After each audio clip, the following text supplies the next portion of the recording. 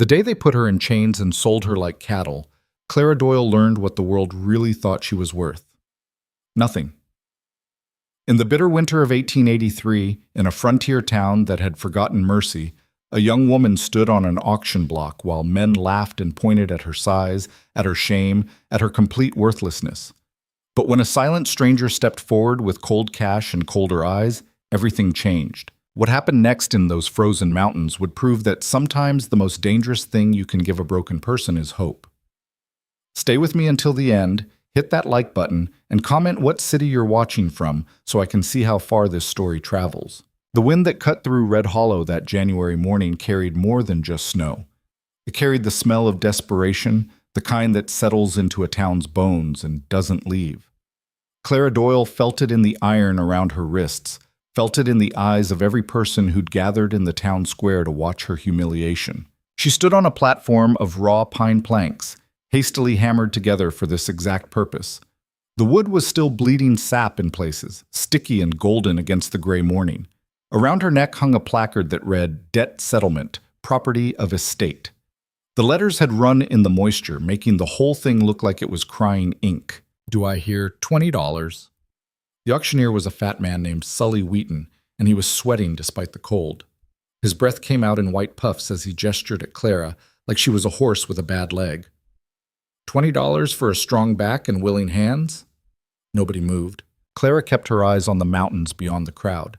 They rose up behind the shabby buildings of Red Hollow, like broken teeth, white with snow and sharp against the pale sky. She'd spent her whole life looking at those mountains, wondering what lay beyond them. Now she figured she'd die without ever knowing. 15, then. Wheaton's voice had taken on a pleading edge. "Come now, gentlemen, you're getting a bargain here." Someone in the crowd laughed. Clara didn't look to see who. She was 23 years old and had never been further than 5 miles from this town. Her father, Thomas Doyle, had been a drunk and a gambler. When he died 3 weeks ago, face down in a snowdrift behind the saloon, he'd left her with debts that would have choked a banker. The good people of Red Hollow, in their infinite wisdom, had decided that his daughter was property enough to cover what he owed. "She's big as a damn barn," someone called out. Clara recognized the voice, Pritchard, who ran the general store. "What am I supposed to do with that?"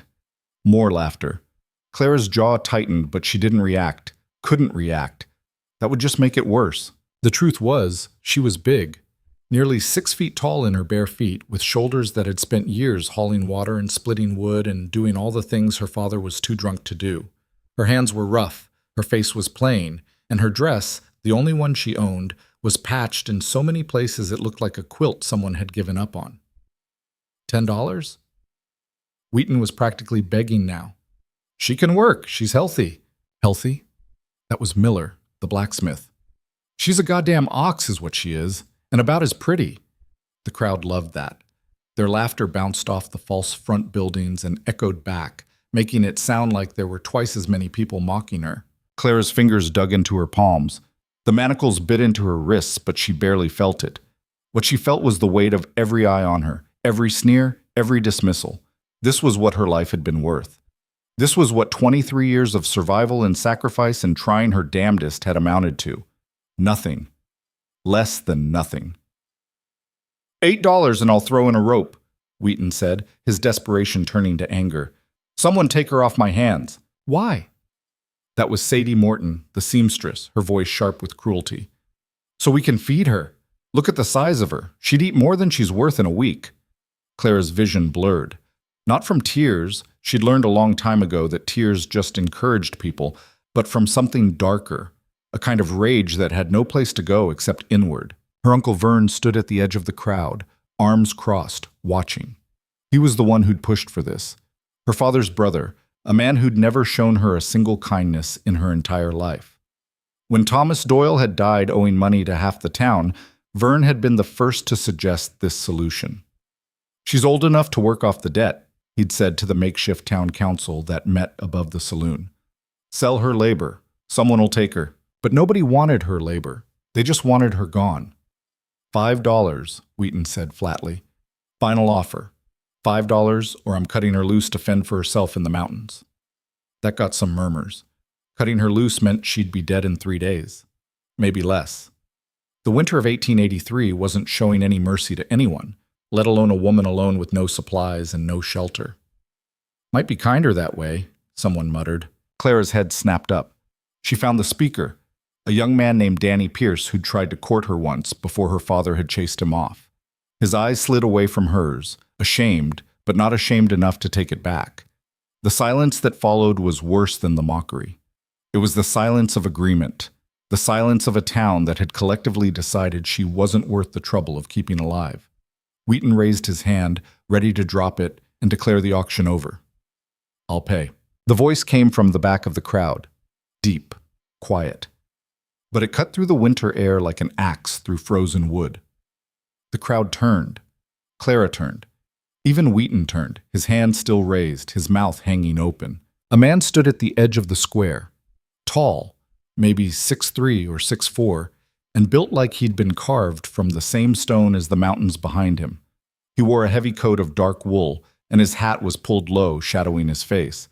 But Clara could see his eyes, gray as winter sky, cold as the wind that had been cutting at her for the past hour. "You'll pay what?" Wheaton found his voice, though it came out strangled. The stranger walked forward. The crowd parted for him without thinking about it, the way water parts around a stone. His boots crunched in the snow with a steady, unhurried rhythm. He stopped at the base of the platform and looked up at Clara. She looked back. His face was weathered, lined at the corners of his eyes and mouth. Not old, maybe 40, but used hard. He had a scar that ran from his left eyebrow into his hairline. His jaw was dark with stubble that was going gray in patches. He didn't smile, didn't frown, just looked at her like he was assessing a horse, checking teeth and legs. Then he turned to Wheaton. "Full price. What's she worth?" Wheaton blinked. The debt totals $47.30. The crowd gasped. That was more than most men in Red Hollow made in 2 months. The stranger reached into his coat and pulled out a leather pouch. He opened it, counted out bills, actual bills, not script or promises, and handed them to Wheaton. $47. I don't have the 30 cents. Wheaton's hand shook as he took the money. That's fine. More than fine. She's yours." Yours. The word hit Clara like a fist. She swayed on the platform, her chains rattling. The stranger looked at Wheaton. "Keys." "What?" "For the manacles. Give me the keys." Wheaton fumbled in his pocket and produced a small brass key. He handed it over like he was afraid the stranger might change his mind. The stranger climbed onto the platform. Up close, he was even bigger than he'd seemed. Clara had to tilt her head back to look him in the face. He smelled like wood smoke and leather, and something else. Pine, maybe. Clean. Not like the men in town who smelled like sweat and whiskey and unwashed bodies. He unlocked her wrists first. The manacles fell away and Clara gasped. She hadn't realized how much they'd been hurting until they were gone. Blood rushed back into her hands, making them tingle and burn. Then he unlocked the collar around her neck. It was heavier than the wrist manacles, a thick iron thing that had rubbed her skin raw. When it came off, Clara nearly fell. Her legs had gone weak. The stranger caught her, one hand on her elbow, steadying her. His grip was firm, but not rough. "Can you walk?" he asked. His voice was quiet. Just for her. It was the first time anyone had asked her a question that day, like she was a person and not a problem to solve. Yes." Her own voice came out hoarse. "I can walk." He nodded and stepped back. Then he picked up the manacles and collar and handed them to Wheaton. "Don't use these again." It wasn't a request. Wheaton took them, his face red. "Now listen here." The stranger's eyes shifted to him. Just that. Just a look. Wheaton shut his mouth so fast his teeth clicked. Then the stranger turned and walked off the platform. Clara stood there, frozen, until he looked back at her. "Come on." She followed. What else was she going to do? The crowd watched in silence as they walked through the square. Clara kept her eyes forward, her chin up. She wouldn't give them the satisfaction of seeing her cry or cringe or show any weakness. Even though inside she was screaming, even though her heart was hammering so hard she thought it might crack her ribs, she walked like she wasn't afraid. The stranger had a horse tied up near the edge of town, a big roan gelding with a scarred face and intelligent eyes. There was a pack horse, too, loaded down with supplies that looked like they'd last months. He untied both horses and handed Clara the pack horse's lead. Then he swung up into his saddle with an easy grace that spoke of years in the saddle. Clara stood there, holding the rope, looking up at him. "Where are we going?" she asked. He looked down at her, his expression unreadable. "Away from here." "That's not an answer. It's the only one you're getting right now." He held out his hand. "You can ride behind me or you can walk. Your choice." Clara looked at his hand, looked back at the town. Vern was standing in front of the saloon now, watching. His face was twisted with something ugly. She couldn't tell if it was anger or satisfaction or both. She took the stranger's hand. His grip was calloused and strong. He pulled her up behind him like she weighed nothing. Clara had never ridden behind anyone before. She didn't know where to put her hands. "Hold on," the stranger said. "We've got a long ride ahead." Clara gripped the back of his coat. The wool was rough under her fingers. He clicked his tongue and the horse started forward. The pack horse followed. And just like that, Clara Doyle left Red Hollow behind. They rode in silence for the first hour. The town disappeared behind them, swallowed by the snow and the trees and the curve of the land. The mountains rose up ahead, closer with every step. Clara had never been this far from home, had never been on a horse. The rhythm of it made her stomach lurch, but she gritted her teeth and held on. The stranger didn't say a word, didn't check to see if she was all right, just rode with the steady confidence of someone who knew exactly where he was going. Finally, Clara couldn't stand it anymore. "What's your name?" Silence. "I asked you a question." More silence. Clara's temper flared. "You just paid $47 for me. I think I deserve to know who you are." The stranger's shoulders tensed. For a moment, Clara thought he wouldn't answer. Then, "Ethan Cross." "Well, Mr. Cross, just Ethan." "Fine, Ethan." She took a breath. "What do you want with me?" "Want with you? You paid for me. You own me now, I guess. So what's the plan? What am I supposed to do?"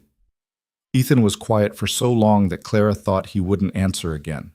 Then he said, "You're going to work until your debt is paid off. After that, you can do whatever you want." "Work doing what?" "Keeping house, cooking, tending animals, whatever needs doing." Clara's stomach clenched. "Is that all?" She felt him stiffen. When he spoke again, his voice was cold enough to freeze blood.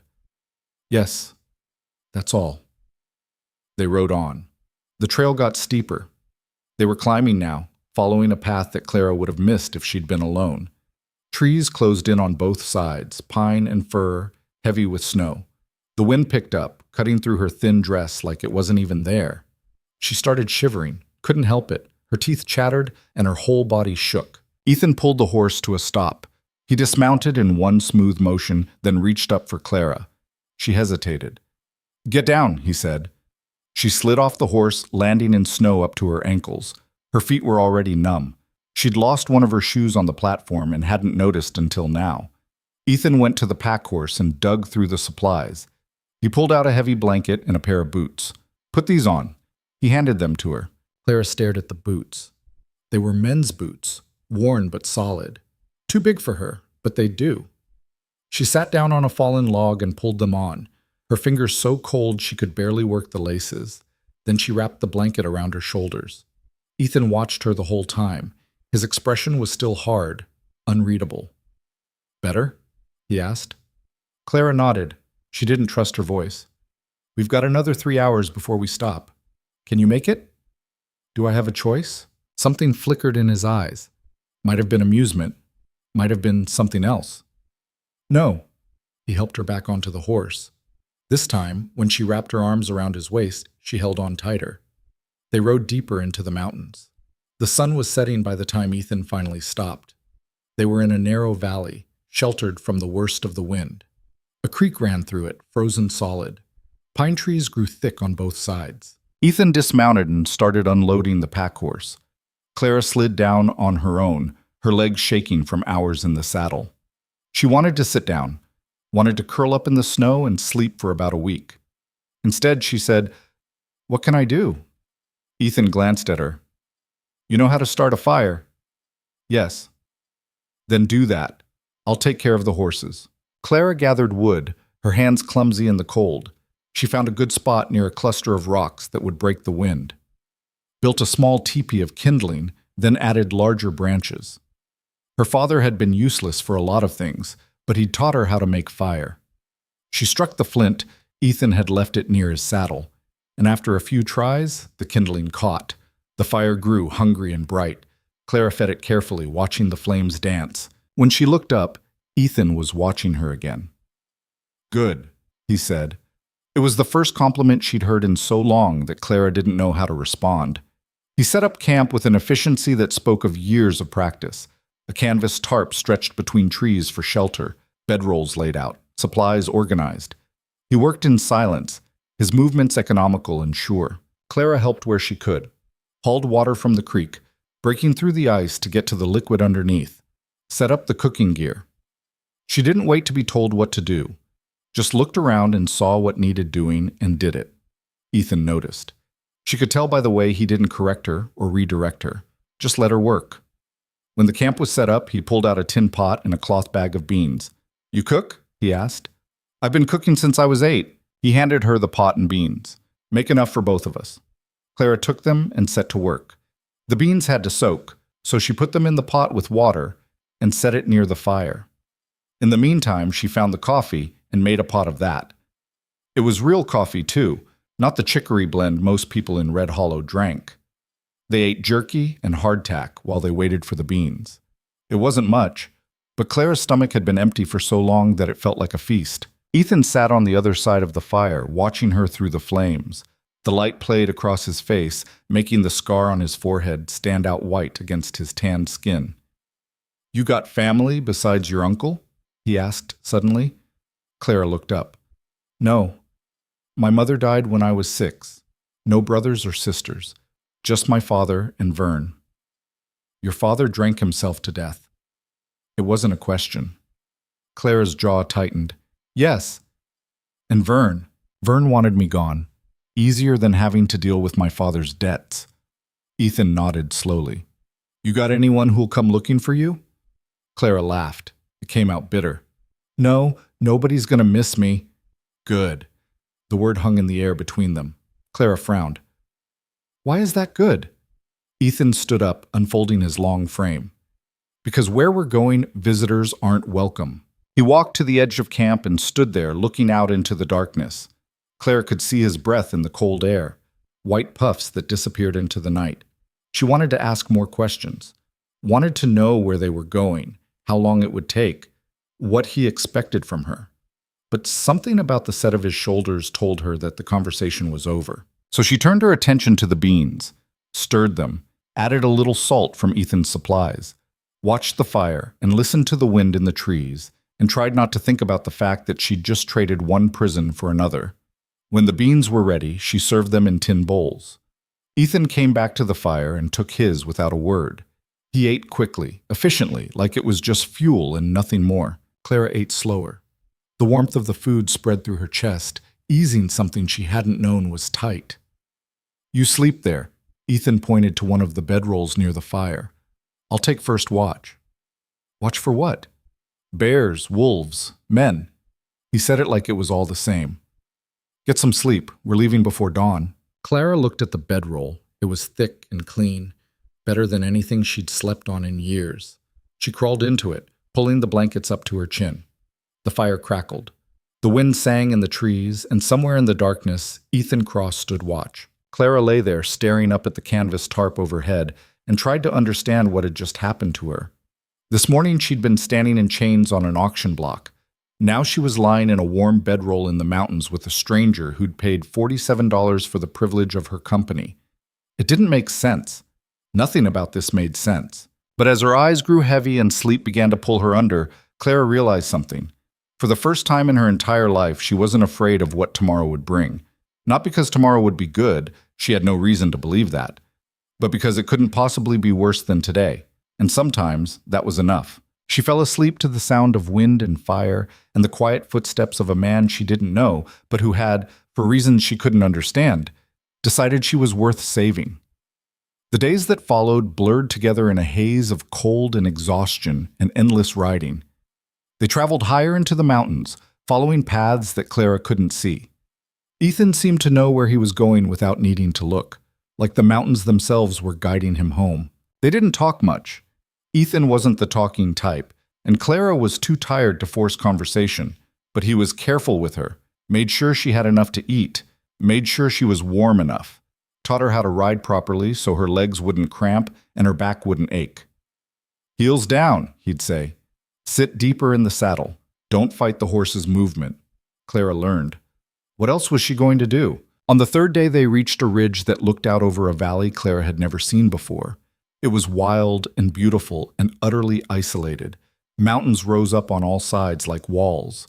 A river cut through the center, frozen now, but Clara could imagine what it would look like in spring. There, Ethan said, pointing. Clara followed his finger. At first she didn't see it. Then she did.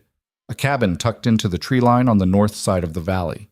It was small but solid, built from logs that had weathered to silver gray. "That's home?" she asked.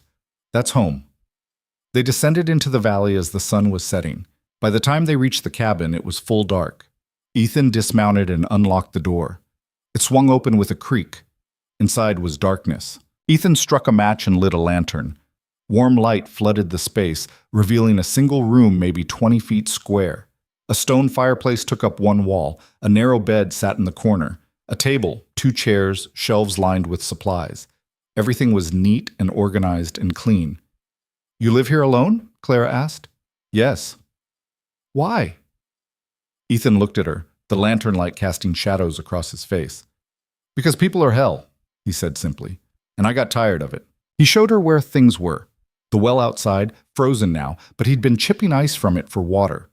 The root cellar, stocked with potatoes and carrots and turnips. The shed out back where he kept the horses and tools. "You'll sleep there." He pointed to the bed in the corner. Clara frowned. "Where will you sleep?" "I've got bedding. I'll sleep by the fire." I can't take your bed." "You can and you will." His voice had gone hard again. "I'm not arguing about this." Clara wanted to argue, but she was too tired, too cold, too overwhelmed by everything that had happened. So she nodded. That first night in the cabin, Clara lay in Ethan's bed and listened to him move around the small space. He built up the fire, banked it for the night, laid out his bedroll, settled down with a quiet that spoke of long practice at making no noise. "Ethan," Clara said into the darkness. "Yeah?"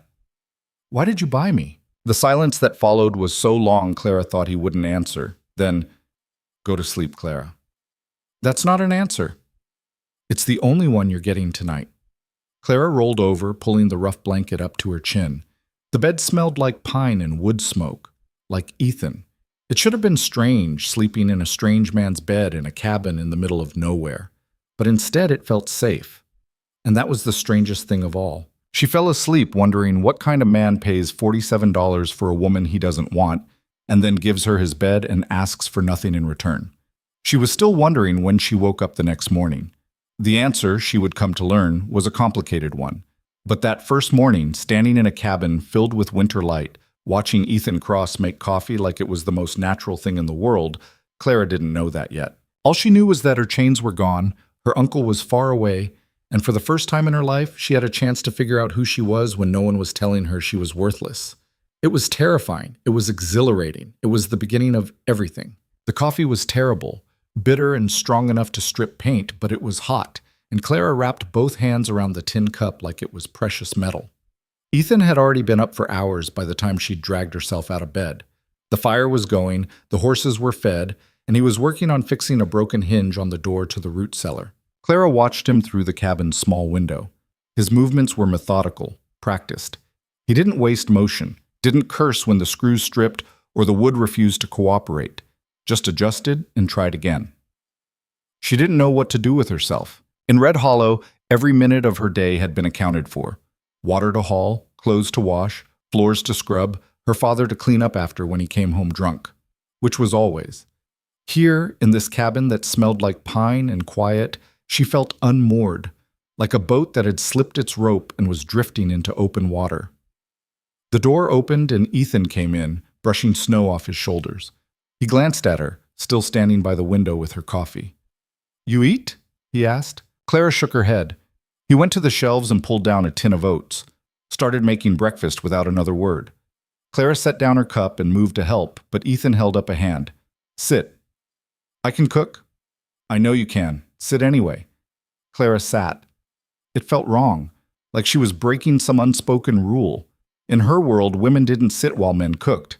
But Ethan didn't seem to care about the rules of her world. He made porridge with dried apples and a little honey, served it in wooden bowls that looked handmade, set one in front of her without ceremony. Thank you, Clara said. Ethan grunted and sat across from her. They ate in silence. The only sounds were spoons scraping bowls and the crackle of the fire. Finally, Clara couldn't stand it anymore. What do you want me to do? Ethan looked up. Do? You said I'd work until the debt was paid, so what's the work? He set down his spoon, studied her for a long moment. You know how to sew? Yes. I've got clothes that need mending, shirts with holes, pants with tears. You can start with that. Clara nodded.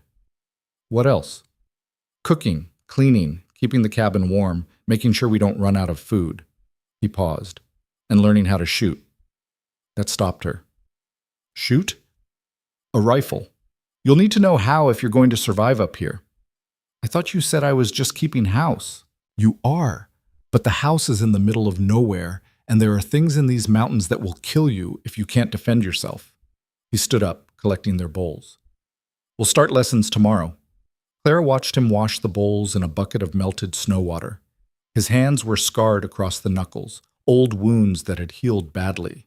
She wondered what kind of life a man had to live to end up alone in a mountain cabin, teaching a woman he'd bought at auction how to shoot. Ethan? Yeah? How long until the debt is paid? He dried the bowls and set them back on the shelf. A year. Maybe less if you work hard. A year. Clara felt something loosen in her chest. A year wasn't forever. A year was manageable. And after that, Ethan turned to look at her. His gray eyes were unreadable. After that, you're free to go wherever you want. What if I don't have anywhere to go? Then you'll figure it out. You're tougher than you think. He said it like it was fact, like there was no question about it. Clara wanted to believe him. The sewing basket was in a corner, buried under a stack of books. Clara pulled it out and found it full of Ethan's clothes. Shirts worn thin at the elbows, pants with ripped seams, socks with holes big enough to put a fist through. She sat up near the window where the light was best and got to work. The rhythm of needle and thread was familiar, comforting. She'd spent so many nights sitting by the stove in Red Hollow, mending her father's clothes while he snored in his chair. This was different, though. These clothes smelled clean, and the man who wore them hadn't asked her to do this while belittling every stitch. Ethan spent the morning outside. Claire could hear him chopping wood, the steady thunk of the axe biting into frozen timber. The pile by the cabin door grew higher. When he finally came back in, his face was red from the cold and his breath came out in white clouds. You're good at that, he said, nodding at the shirt in her lap. Clara looked down. She'd repaired 3 shirts already, her stitches small and even. My mother taught me before she died, said a woman who could sew could always find work. Smart woman. She was. Clara set the shirt aside and picked up another. She died of fever when I was 6. After that, it was just me and my father. Ethan pulled off his coat and hung it by the door. That must have been hard. It was what it was. Clara threaded her needle with practiced ease. You learn to live with what you're given. Do you? The question caught her off guard. She looked up to find Ethan watching her with an intensity that made her uncomfortable. What else is there? She asked. Fighting back, changing it, not accepting what people tell you you're worth. Clara's hand stilled. Is that what you did? Ethan's expression hardened. Yes. And how'd that work out for you? He didn't answer, just turned and went to the fireplace, adding more wood even though it didn't need it. Clara went back to her sewing, but she could feel the tension in the room, like a living thing. The silence stretched between them, not comfortable, but not hostile either. Just 2 people sitting with their own histories, not ready to share them yet. That night, Clara made stew from dried venison and root vegetables. It was simple food, but Ethan ate 2 bowls and told her it was good. Coming from him, Clara figured that was high praise. After dinner, he pulled out a rifle from under his bed. It was well maintained, the metal gleaming in the firelight. This is a Winchester, he said, handling it with the ease of long familiarity. Lever action, 15 rounds. It'll stop a bear if you hit it right and a man if you have to. Clara stared at the weapon. I'm not shooting anyone. Hope you never have to, but hope doesn't keep you alive. He held the rifle out to her. Take it. Clara hesitated. The rifle looked heavy, dangerous. Take it, Ethan repeated. She took it. The weight surprised her. It was heavier than she'd expected, the wood smooth under her palms. Good. Now, first thing you need to know is it's always loaded until you check. Always. You check every time you pick it up, even if you just set it down. Understand? Clara nodded. Ethan showed her how to work the lever, how to sight down the barrel, how to hold it against her shoulder so the recoil wouldn't knock her over. He was patient, correcting her grip without making her feel stupid, explaining things in simple terms. We'll go out tomorrow and you'll fire it, he said finally, taking the rifle back. For now, just get used to the feel of it. That night, lying in Ethan's bed again, Clara thought about the rifle, about what it meant that he was teaching her to use it. In Red Hollow, women didn't handle guns. That was men's work. But up here, apparently survival didn't care about what was proper.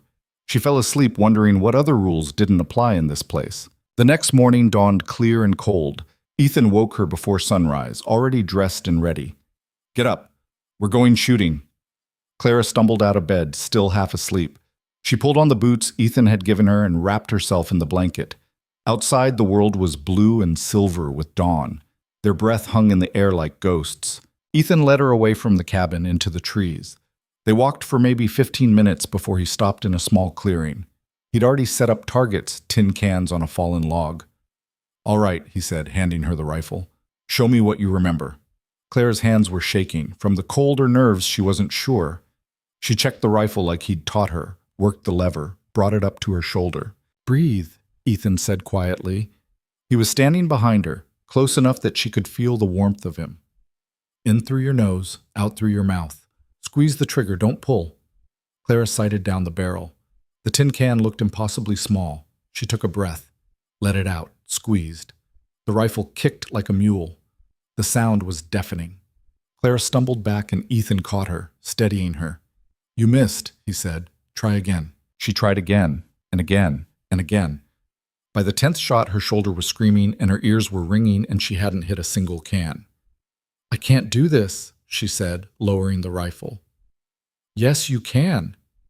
I just shot 10 times and didn't hit anything. You've been shooting for 10 minutes. I've been shooting for 30 years. Ethan took the rifle from her. You think I hit anything my first time? Didn't you? Hell no. I shot a tree, a rock, and scared the shit out of a rabbit. He worked the lever, ejecting the spent cartridges. But I kept practicing, and now I can hit what I aim at. He reloaded and handed the rifle back to her. Again. Clara wanted to refuse, wanted to hand the rifle back and walk away. But something in Ethan's eyes stopped her. He believed she could do this. For reasons she didn't understand, he believed in her. So she raised the rifle, breathed, squeezed. The can jumped and fell off the log. Clara stared.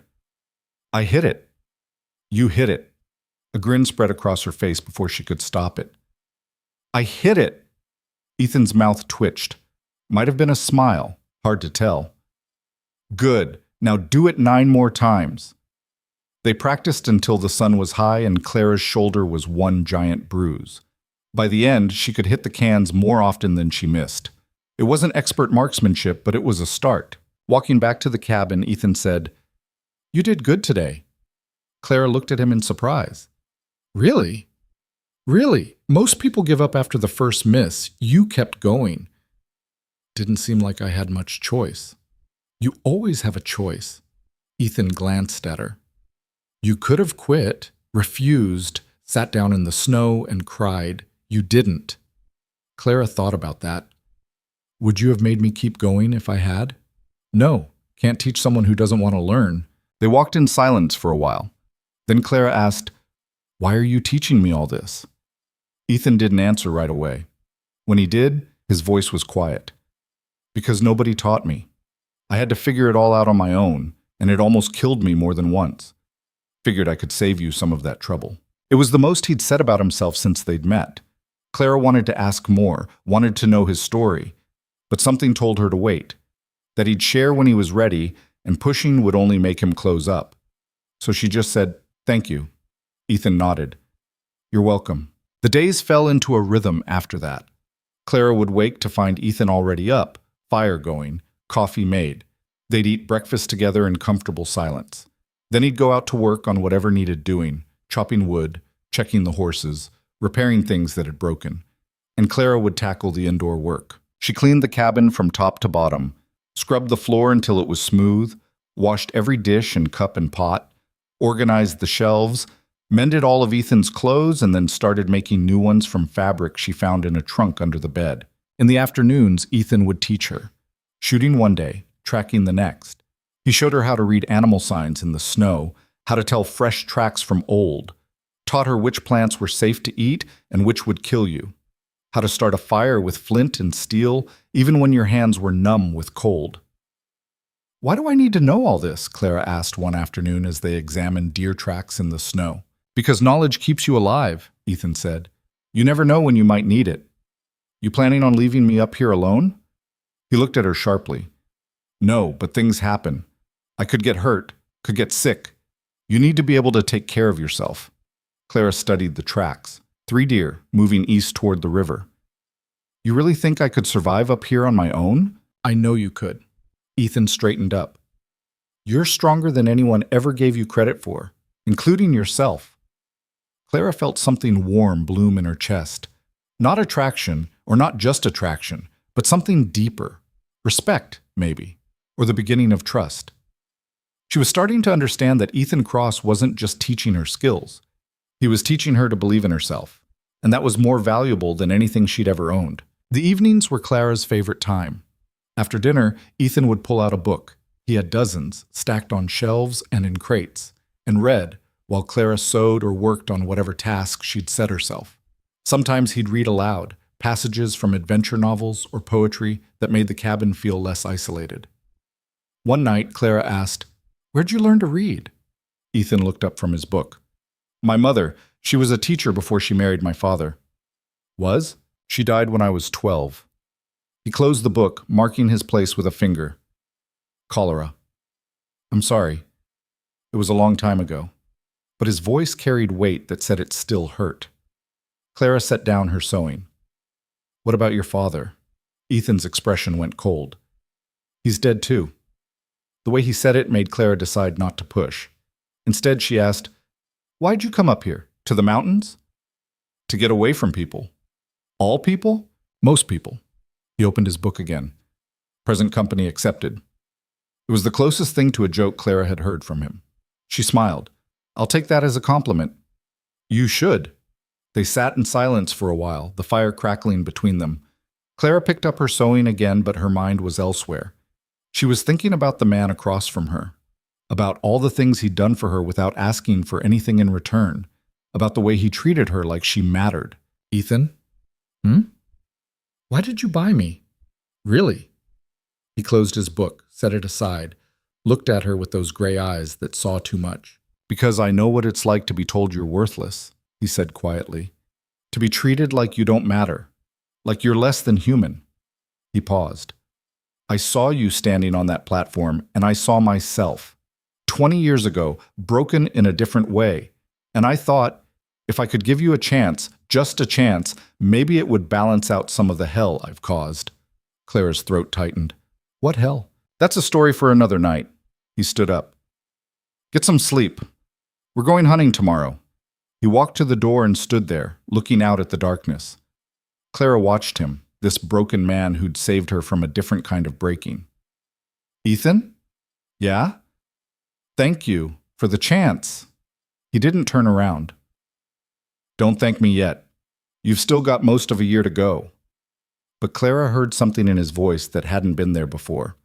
Something that sounded almost like hope. The hunting trip started before dawn. Ethan woke Clara while it was still dark, handing her a cup of coffee and a piece of bread. "Eat fast, deer move early." Clara ate and dressed, pulling on the heavy coat Ethan had found for her. It was too big but warm. They left the cabin as the eastern sky was just starting to lighten, their breath forming clouds in the frozen air. Ethan moved through the forest like he was part of it. silent and sure-footed, reading the landscape in ways Clara was only beginning to understand.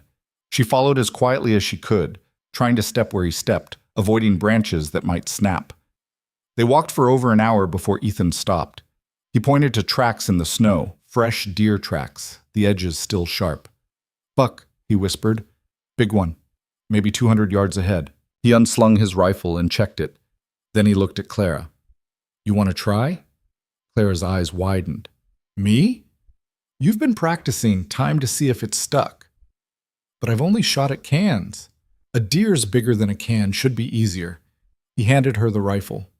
"Remember what I taught you. Breathe, aim, squeeze." Clara took the rifle, her heart hammering. They moved forward slowly, following the tracks. And then she saw it. A massive buck standing in a clearing, its breath steaming in the cold air. It was beautiful, majestic. "Take the shot," Ethan breathed. Clara raised the rifle, sighted down the barrel. The buck's head came up, sensing something. In another second, it would bolt. She squeezed the trigger. The rifle cracked. The buck dropped. Clara lowered the rifle, shaking. "I killed it. Clean shot, right through the heart." Ethan put a hand on her shoulder.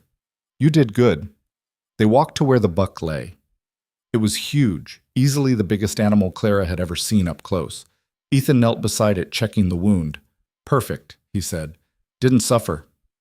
Clara felt strange, proud and sad and a little sick all at once. She'd taken a life, for food, yes, but still. It felt heavy. Ethan seemed to understand. "First kill's always hard," he said, "but it gets easier. And we'll use every part of this animal. Nothing wasted. That's the respect we pay." They spent the next few hours field dressing the deer and dragging it back to the cabin. It was brutal work. Clara's hands were covered in blood and her muscles screamed from the effort. But Ethan worked beside her, showing her what to do, never making her feel weak for struggling. By the time they got the deer back to the cabin, it was late afternoon. Ethan strung it up in the shed, and they spent the rest of the day butchering it. He taught Clara how to separate the cuts, how to preserve the meat, how to save the hide for tanning. "This'll last us most of the winter," he said, wrapping venison in cloth. "You did well today." Clara looked at her bloody hands, at the meat they'd prepared, at Ethan, working beside her like she was an equal partner and not a debt servant. "I never thought I could do something like this," she said. "Most people don't know what they can do until they have to." Ethan finished wrapping the last cut and wiped his hands. "You're learning." That night, they ate fresh venison steaks, and it was the best meal Clara had ever tasted. Not because the meat was particularly special, but because she'd earned it. She'd hunted it, killed it, prepared it. It was hers in a way food had never been before. After dinner, as they sat by the fire, Clara said, "Can I ask you something?" "You can ask, might not answer." "Fair enough." She hesitated. "The scar on your forehead. How'd you get it?" Ethan's hand went to the scar unconsciously. "A fight, long time ago." "What kind of fight?" He was quiet for so long Clara thought he wouldn't answer. Then, "The kind where you learn that some men don't deserve mercy." The weight in his voice told Clara this was connected to the hell he'd mentioned before. She wanted to ask more, but decided against it. Instead, she said, "You don't have to tell me if you don't want to." "I know." Ethan stared into the fire. "But maybe I should. Maybe it's time." Clara waited. "I wasn't always like this," Ethan said finally. "Alone. Quiet. I had a wife once, Sarah. We had a homestead down in Colorado, not far from Denver. We were going to build a life there. Have children. Grow old together." His voice went flat. 3 men came one day while I was in town. Raiders. They burned the house and killed Sarah. When I got back, all that was left was ashes and her body. Clara's breath caught. "Ethan, I tracked them. Took me 3 months, but I found them. And I made sure they regretted what they'd done before they died." He looked at her, his eyes empty. "That's the hell I'm talking about. The things I did to those men. The things I'm capable of when someone I care about is hurt." Clara didn't know what to say. What could you say to something like that? "I came up here after," Ethan continued. "Figured I'd stay away from people. Less chance of getting attached. Less chance of losing someone again." He paused. "Less chance of becoming the monster I know I can be." "You're not a monster," Clara said quietly. You don't know that. Yes, I do. She met his eyes. A monster wouldn't have bought me off that platform, wouldn't have given me his bed, wouldn't be teaching me how to survive. You're a lot of things, Ethan Cross, but you're not a monster. Something shifted in Ethan's expression. The hardness cracked just a little. You're giving me too much credit, and you're not giving yourself enough. They sat in silence, the fire burning low between them. Outside, the wind picked up, howling through the trees. Inside, two broken people sat with their scars showing, and for the first time in a long time, neither of them felt quite so alone. The weeks passed and winter deepened its grip on the mountains. Snow fell almost every day, burying the world in white. The cabin became an island in a frozen sea, cut off from everything except the wind and the cold and the endless sky.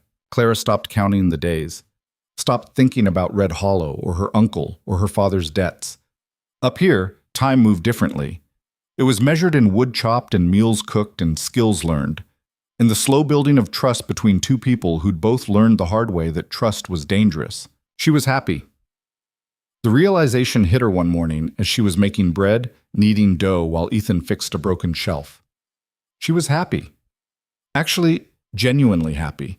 For the first time in her life, she felt like she had value, like she mattered. It scared the hell out of her. Because happiness, in Clara's experience, was temporary. It was something that could be taken away without warning. And the higher you climbed, the harder you fell. You're quiet today, Ethan said, breaking into her thoughts. Clara looked up.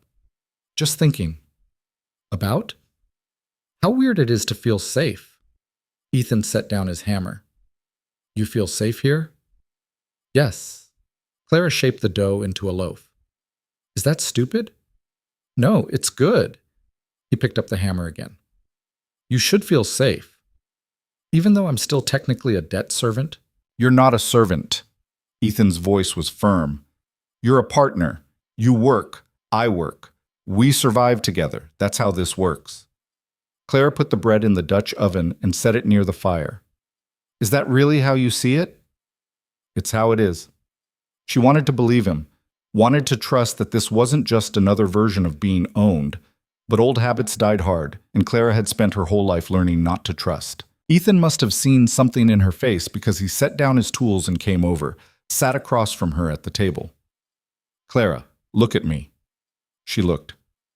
I bought you because you needed saving, and I needed to save someone. That's it.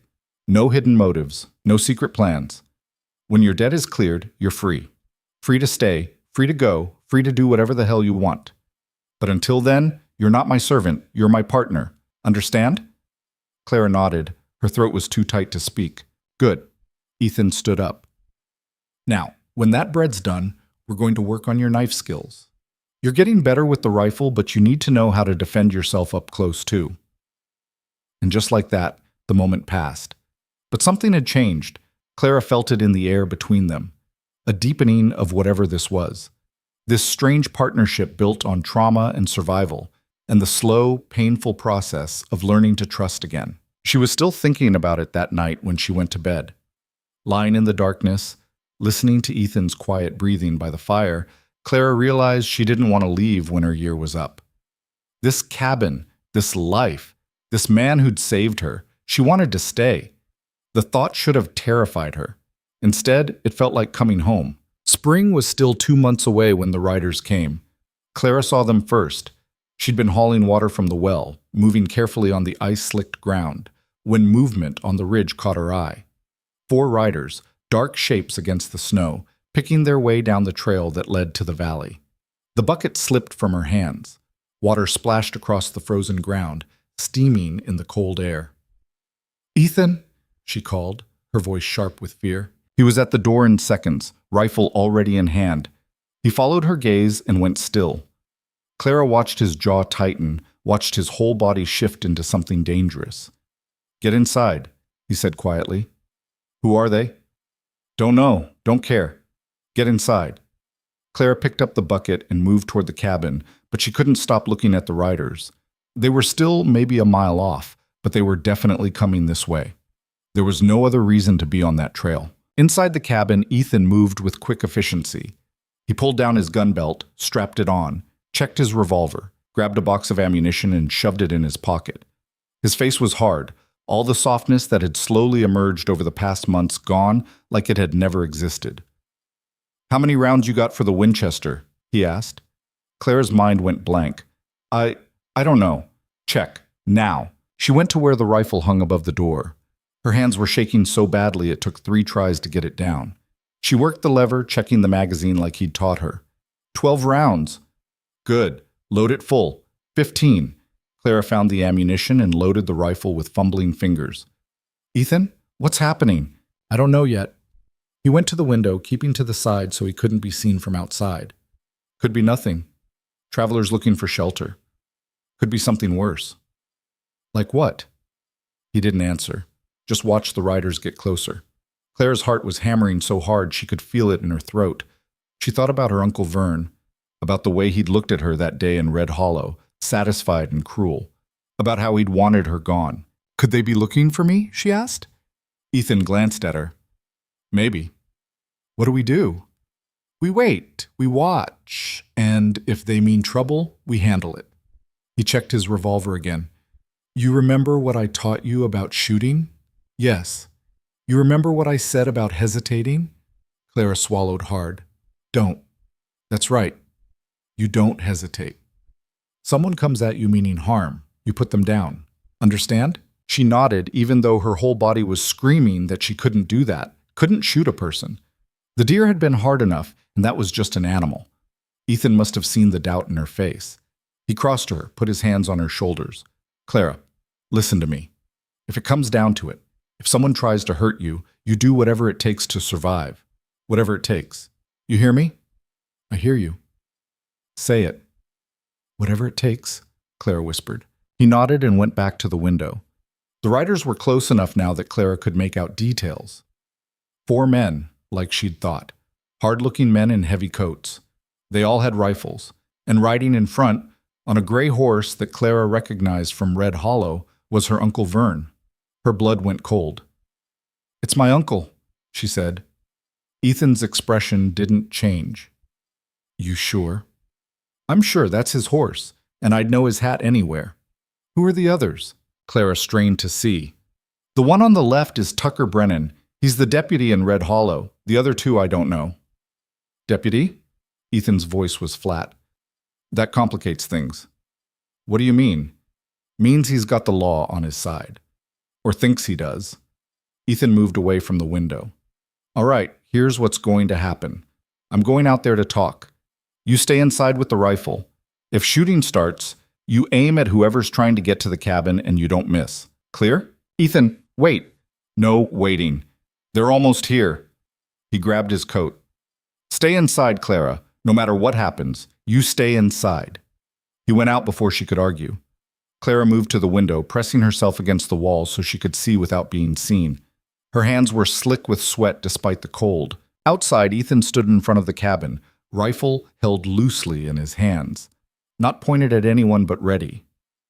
The riders came into the clearing and stopped maybe 30 feet away. Vern dismounted, and after a moment, so did Tucker Brennan. The other 2 stayed on their horses, their rifles across their laps. "Help you gentlemen with something?" Ethan's voice carried in the cold air. Vern smiled. It was the smile of a man who thought he'd already won. "Name's Vern Hale. I'm here for my niece. Don't know anyone by that name?" "Now that's interesting." Vern looked around the clearing, his eyes landing on the cabin. "Because I have it on good authority that you bought a woman named Clara Doyle at auction about 3 months back. Woman who looks an awful lot like my dear departed brother's daughter." "Your authority's wrong." Tucker Brennan stepped forward. He was young, maybe 25, with a badge pinned to his coat and a nervous look in his eyes. "Mr. Cross, I'm Deputy Brennan from Red Hollow. We're not looking for trouble, but Mr. Hale has a legal claim to his niece. She was sold illegally, and we're here to return her to her rightful guardian." Ethan's laugh was cold. "Rightful guardian? That's a hell of a thing to say about a man who put his niece on an auction block." "The auction was legal," Vern said. "Payment of debts owed. But the sale wasn't. You see, Clara's underage, only 17. Can't be sold without her guardian's permission. And I'm her guardian now that her daddy's dead." Clara's hands tightened on the rifle. It was a lie. She'd turned 18 6 months before her father died. But who in Red Hollow would contradict Vern? Who would stand up for her? She told me she was 23, Ethan said. She lied. Girl's always been a liar. Vern's voice turned oily.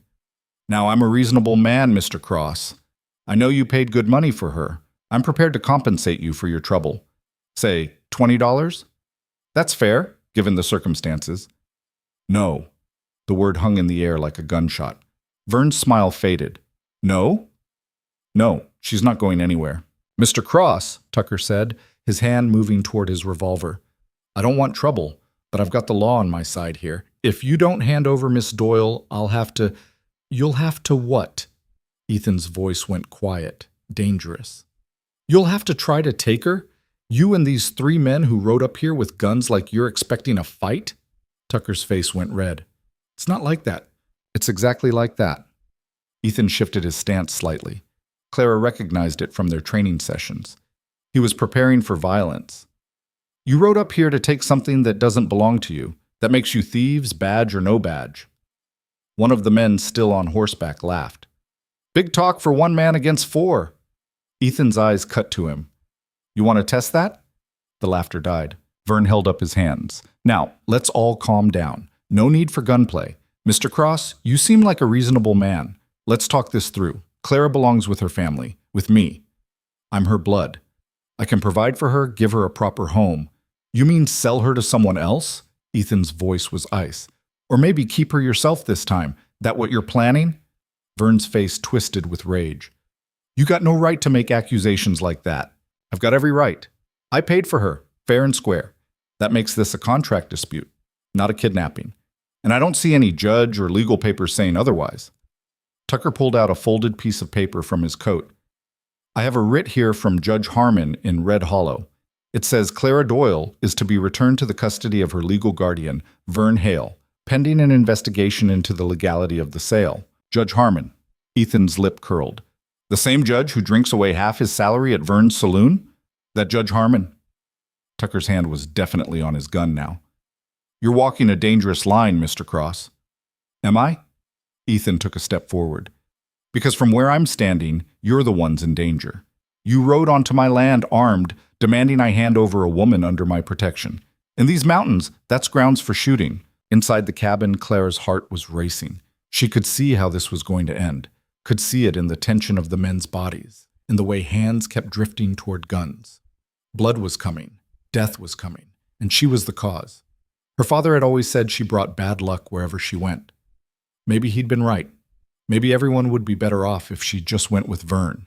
At least then Ethan wouldn't have to die for her. She was moving toward the door before she'd made a conscious decision. Clara, no! Ethan's shout came too late. She stepped out of the cabin, the rifle in her hands. Every eye turned to her. She saw Vern's face light up with triumph, saw Ethan's expression go dark with fury. Clara, get back inside, Ethan said through gritted teeth. No. Her voice shook, but she kept walking until she was standing beside him. This is about me. I should be part of it. Girls got more sense than you do, Vern said. Come on, Clara. Time to go home. Clara looked at her uncle, really looked at him. Saw the greed in his eyes, the contempt. He didn't want her back because she was family. He wanted her back because he'd lost control of her, because she'd escaped, and that made him look weak. I'm not going with you, she said. Vern's smile disappeared. Excuse me? I said, I'm not going. Clara raised the rifle slightly, not pointing it at anyone yet, but making it clear she could. I'm 18 years old. I have been for almost a year. You lied about my age to try to get me back. Why would you do that if you really cared about me? I'm your guardian. You were never my guardian. You were my father's brother, and you never gave a damn about either of us until you saw a way to make money off me. Clara's voice was getting stronger. You put me on that auction block. You stood there and watched men mock me and laugh at me, and you didn't say a word. You wanted me gone. Well, I'm gone. You got what you wanted. Tucker shifted uncomfortably. Miss Doyle, if you're truly 18... She's lying, Vern snarled. She's a liar and a whore, and she belongs with her family. Call her that again, Ethan said quietly, and I'll kill you where you stand. The clearing went silent. Even the wind seemed to hold its breath. Vern looked at Ethan, really looked at him, and Clara saw fear flicker across his face. Because Ethan wasn't bluffing, she could see it in his eyes, in the set of his shoulders. He would kill Vern without hesitation if it came to that. "Tucker," Vern said, not taking his eyes off Ethan. "This man is threatening me. Arrest him." Tucker looked between Ethan and Vern. His hand was still on his gun, but he hadn't drawn it. "Mr. Hale, maybe we should—" "I said arrest him." "On what charge?" Ethan asked. "Defending my property? Protecting a woman under contract? You rode onto my land making demands. In the territory, that's trespassing. I'd be within my rights to shoot all of you, and no one would say a word." "You're bluffing," Vern said. "Try me." The two mounted men exchanged glances. One of them, the older of the two, cleared his throat. "Mr. Hale, maybe the deputy's right. Maybe we should come back with more men. I hired you to back me up, not run away like cowards." "You hired us to help retrieve a woman," the man said. "Not to get shot. I didn't sign up for this." He turned his horse and started riding away. The other mounted man hesitated, then followed. Vern watched them go, his face purple with rage. "Get back here. I'm paying you." They didn't stop. Now it was 3 against 2. Tucker was sweating despite the cold. His eyes kept darting between Clara and Ethan, calculating odds and not liking what he came up with. "Deputy," Ethan said, "you seem like a decent enough man. Little naive, maybe, but decent. So I'm going to give you some advice. Get on your horse and ride away. This isn't your fight." "He has a legal writ," Tucker said, but his voice lacked conviction. "A writ from a drunk judge that's based on a lie. Clara's of age and she's here of her own free will. You can see that for yourself. So ask yourself, do you really want to die for Vern Hale?" Tucker looked at Vern, then at Clara. "Is it true? Are you 18? "Yes," Clara said. "I can prove it. My mother kept a Bible with all the family records, birth dates, deaths, marriages. It's in Red Hollow, at my father's old house. You can check it yourself." "She burned it," Vern said quickly. "Burned it before she left." "I didn't even go back to the house before the auction," Clara said. "How could I have burned it?" Tucker's face hardened. He finally saw what was happening, saw that he'd been used. "Mr. Hale, I think you and I need to have a conversation back in Red Hollow about truth and legal writs and what exactly you're trying to do here." "You spineless—" Vern reached for his gun. Ethan's rifle came up smooth and fast. "Don't!" Vern froze, his hand on the grip of his revolver. "Pull that gun and you're dead," Ethan said. His voice was calm, matter of fact. "Your choice." Time stretched. Clara could hear her own heartbeat, loud in her ears. Could hear the wind in the trees, could hear Tucker's nervous breathing. Vern's hand moved away from his gun. "Smart man," Ethan said. "Now get on your horse and ride away. Don't come back. Don't send anyone else. Clara's debt is being worked off legal and proper. When it's done, if she wants to come find you, that's her business. Until then, she's under my protection. You understand what that means?" Vern understood. Clara could see it in his eyes. He'd heard the stories, probably. Stories about Ethan Cross, the man who tracked down and killed 3 raiders for what they'd done to his wife. The man who knew how to make people disappear in these mountains. "This isn't over," Vern said. "Yeah, it is." Ethan lowered his rifle slightly. "It's over because if I see you again, I won't give you a chance to talk. I'll just shoot. That clear enough for you?" Vern mounted his horse. He looked at Clara one last time. "You're making a mistake. He's going to use you up and throw you away just like everyone else." "No," Clara said. "He won't. Because he's not you." Vern jerked his horse around and rode away, kicking it into a gallop. Tucker watched him go, then looked at Clara and Ethan. "I'm sorry," he said. "I should have asked more questions before I came up here." "But you didn't," Ethan said. "So now you know better. Next time someone like Vern Hale comes to you with a story, maybe you check the facts first." Tucker nodded. He turned his horse but paused. "Miss Doyle, if you ever need help, real help, you can come find me. I'll make sure you're treated fairly." "Thank you," Clara said. He rode away, leaving Clara and Ethan alone in the clearing. For a long moment, neither of them moved. Then Ethan turned to her, and the look on his face made Clara take a step back. "What the hell were you thinking?" His voice was low and furious. "I told you to stay inside. I couldn't just... You could have gotten killed. You should have stayed inside where you were safe." While you fought them alone, while you maybe died for me? Clara's own anger flared. I'm not some helpless thing you need to protect. I know that, but walking out there in the middle of a standoff was stupid and reckless and… He stopped, took a breath. You scared the hell out of me. Clara saw it then, saw the fear underneath the anger, the terror that he'd almost lost someone again. I'm sorry, she said quietly, but I couldn't let you face them alone. Not when it was my problem. It stopped being just your problem the day I bought you. Ethan's voice was rough. You're part of this now, part of my life, and I'll be damned if I let anyone take that away. The words hung between them. Clara stared at him, trying to process what he'd just said. Ethan, don't. He looked away. Just don't. Not right now. He walked back toward the cabin, his shoulders tense. Clara followed, her mind reeling. She wanted to say something, to ask what he meant, but the set of his jaw told her he was done talking. Inside, Ethan checked the windows, made sure the door was secure. He was moving on instinct, checking and double-checking even though the threat was gone. Clara watched him, saw the way his hands shook slightly as he reloaded his rifle. Do you think they'll come back? She asked. Vern? No. Not after I threatened to kill him. Ethan set the rifle down. But he might send others. Men who don't care about legal writs or what's right. Men who just want the money he'll pay them. Then what do? We stay ready. We stay alert. He finally looked at her. And you learn to shoot better.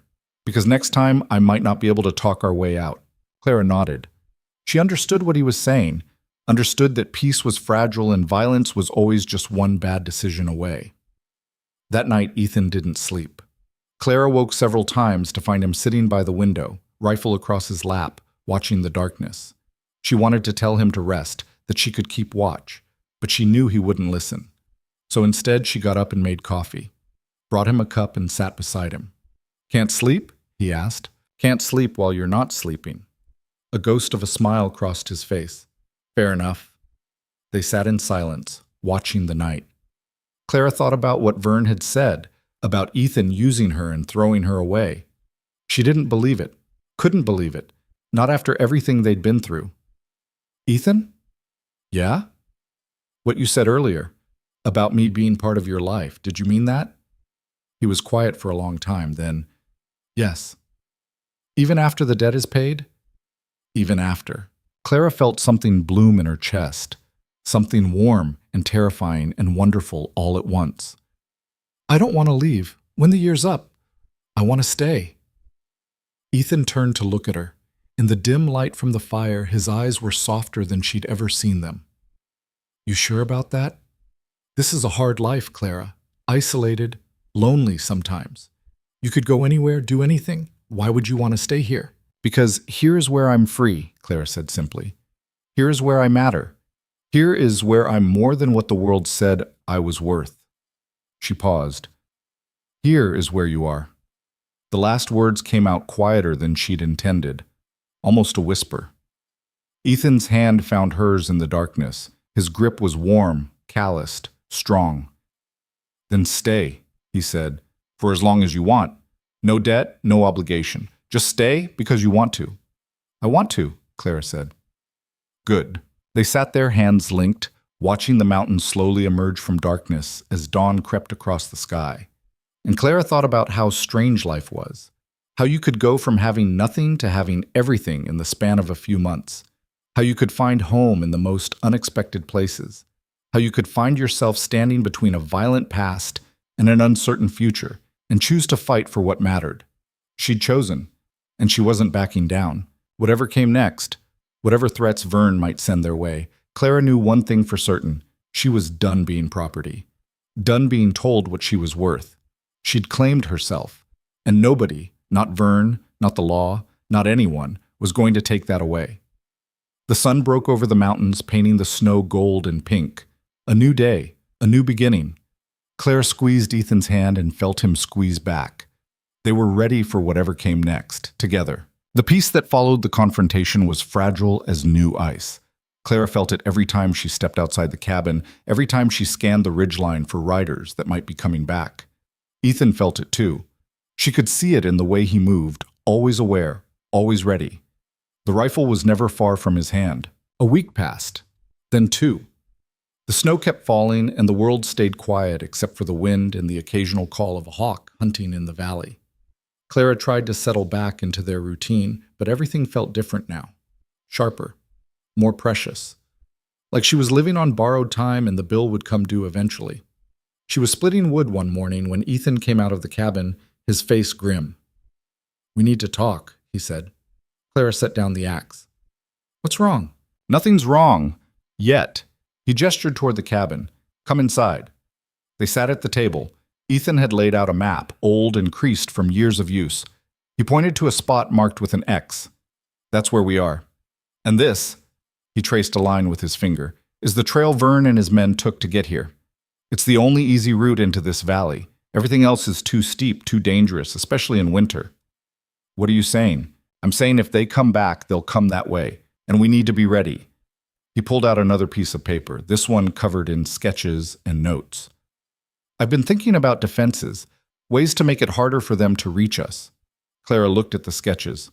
Tripwires, deadfalls, warning bells. "You really think they'll come back?" "I think Vern's the kind of man who doesn't let things go. He lost face in front of Tucker Brennan. He'll want revenge for that." Ethan leaned back in his chair.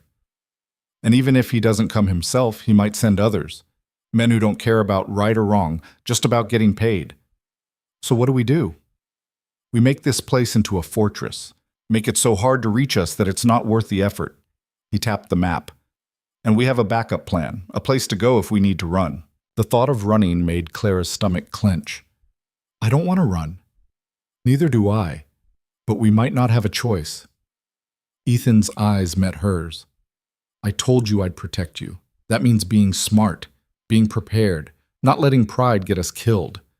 Clara understood what he wasn't saying. He'd lost one woman because he hadn't been there when she needed him. He wouldn't let that happen again. "All right," she said. "What do you need me to do?" They spent the next week fortifying. Ethan showed Clara how to set tripwires along the trail, how to rig bells that would sound if someone touched them. They cached supplies in the woods, hidden spots where they could grab food and ammunition if they had to flee in a hurry. Clara learned to move through the forest the way Ethan did, reading the land, finding paths that didn't look like paths. She got better with the rifle, too. Ethan had her practicing every day now, shooting at targets until her shoulder was one massive bruise and she could barely lift her arms. "Again," he'd say, and she'd raise the rifle and fire. She stopped missing. One evening, as they were cleaning the rifles by firelight, Clara asked, "Do you ever get tired of it?" "Of what?" "Fighting. Being ready for violence all the time." Ethan was quiet for a moment, running an oiled cloth along the barrel of his Winchester. "Yes," he said finally. "I get tired of it, tired of looking over my shoulder, tired of sleeping with one eye open, but being tired doesn't change what's necessary." "Is that all life is? Doing what's necessary?" "No." He set down the rifle and looked at her. "There's more than that. There's moments of peace, moments of joy. They're rare, but they matter. They're what make all the fighting worthwhile." Clara thought about the past months, about learning to shoot and hunt and survive, about sitting by the fire with Ethan, reading or talking or just existing in comfortable silence, about the way he'd held her hand in the darkness and told her she could stay. "Have you had moments like that?" she asked. "Since your wife died?" Ethan's expression softened. "Yes, more than I expected." "With me?" "With you." The words settled between them, warm and heavy. Clara felt her face heat. She looked down at the rifle in her lap, suddenly unable to meet his eyes. "Clara." She looked up. "I know this isn't what you signed up for when I bought you off that platform. All this violence, all this fear. You could have had a quieter life somewhere else." "I don't want quiet," Clara said. "I want to matter. And I matter here. With you." Ethan reached across the space between them and touched her face, his calloused fingers gentle against her cheek. "You matter more than you know." Clara's breath caught. For a moment she thought he might kiss her, wanted him to kiss her. But then he pulled back, clearing his throat. "We should get some sleep," he said. "Tomorrow we're going to scout the upper trails. Make sure there are no surprises waiting for us." Clara nodded, not trusting her voice. That night, lying in Ethan's bed while he stretched out by the fire, Clara thought about what it meant to matter to someone, to be worth protecting, worth teaching, worth caring about. She'd spent so long being told she was worthless that this new reality still felt unreal sometimes. Like she might wake up and find herself back in Red Hollow, standing in chains while men laughed at her. But it wasn't a dream. This was real. Ethan was real, and whatever was growing between them was real too. She just hoped they'd live long enough to see where it led. The riders came back 3 weeks later. Clara spotted them at dawn. 6 men this time, well-armed and moving with purpose. No Vern that she could see, but these weren't shopkeepers or nervous deputies. These were hard men, dangerous men. She woke Ethan with a hand on his shoulder. He was alert instantly, rolling to his feet with his revolver already in hand. How many? 6, maybe a half mile out. Ethan cursed and moved to the window. Watched for a moment, then turned to Clara. Get dressed. Warm clothes, boots. Pack a bag with food and ammunition. Do it fast. We're running? If we have to. He was already moving, shoving supplies into a pack. 6 against 2 aren't good odds, especially if they're professionals. Clara's hands shook as she pulled on her clothes. She packed the way Ethan had taught her, quick and efficient. Food, water, ammunition, fire-starting supplies. The essentials for survival. Outside, one of the warning bells rang. Someone had hit the tripwire on the main trail. They're close, Ethan said. He slung his pack over his shoulders, grabbed his rifle. You ready? Clara nodded, even though every instinct was screaming at her to hide under the bed and wait for this to be over. They slipped out the back of the cabin and into the trees. The forest was still dark, the sun not yet over the mountains. Clara followed Ethan, trying to step where he stepped, making as little noise as possible. Behind them, she heard voices. Men calling to each other, then a shout as they found the cabin empty. They know we're gone, Clara whispered. Good. Means they'll split up to search. Easier to deal with them that way. They moved deeper into the forest, climbing higher. Ethan led them to a spot where huge boulders formed a natural fortress, with sightlines in every direction. He positioned Clara behind one boulder, himself behind another. If they find us, we have the high ground, he said quietly. They'll have to come uphill through open ground. We can hold them off here. And if we can't? Then we run. There's a trail behind us that leads over the ridge. It's hard going, but they won't know about it. Clara checked her rifle. 15 rounds. She had another box of ammunition in her pack. 45 rounds total, against 6 men. The math wasn't great. They waited. The sun rose slowly, turning the snow pink and gold. Claire could hear the men below, searching the area around the cabin, calling to each other. They sounded confident, like they thought this would be easy. Then one of them found their trail. Got tracks here. 2 sets, heading uphill. The voices got closer. Claire's heart hammered so hard she thought they might hear it. She glanced at Ethan. He was calm, rifle ready, eyes scanning the forest below. Remember what I taught you, he said quietly. Breathe, aim, squeeze, and don't hesitate. 3 men came into view. They were moving carefully, rifles up, scanning the trees. Clara recognized one of them from Red Hollow, a man named Carson who'd worked as muscle for the saloon. The other 2 were strangers. Ethan waited until they were maybe 50 yards away. Then he called out, "That's far enough?" The men froze, looked around, trying to find the source of the voice. "Who's there?" Carson called. "The man who owns this mountain. Turn around and leave while you still can."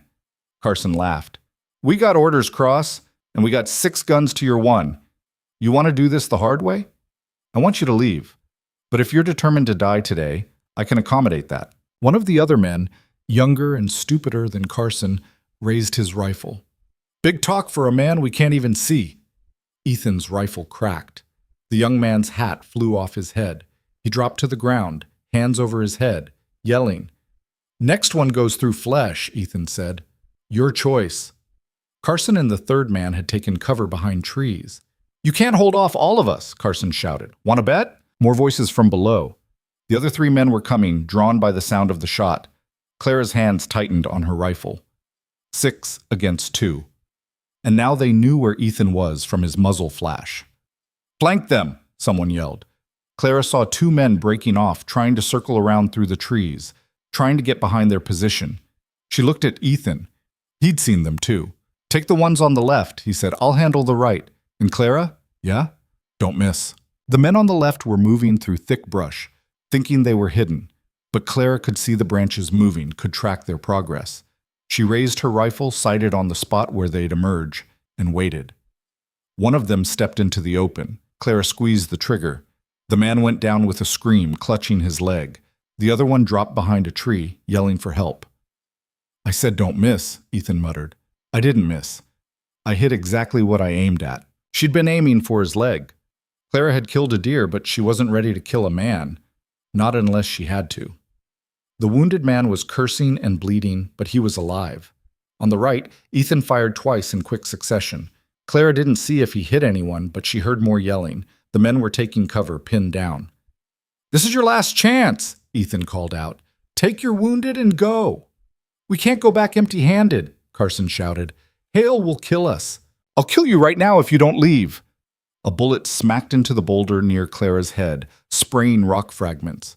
She ducked, her heart racing. They were shooting back now. This was real. This was actually happening.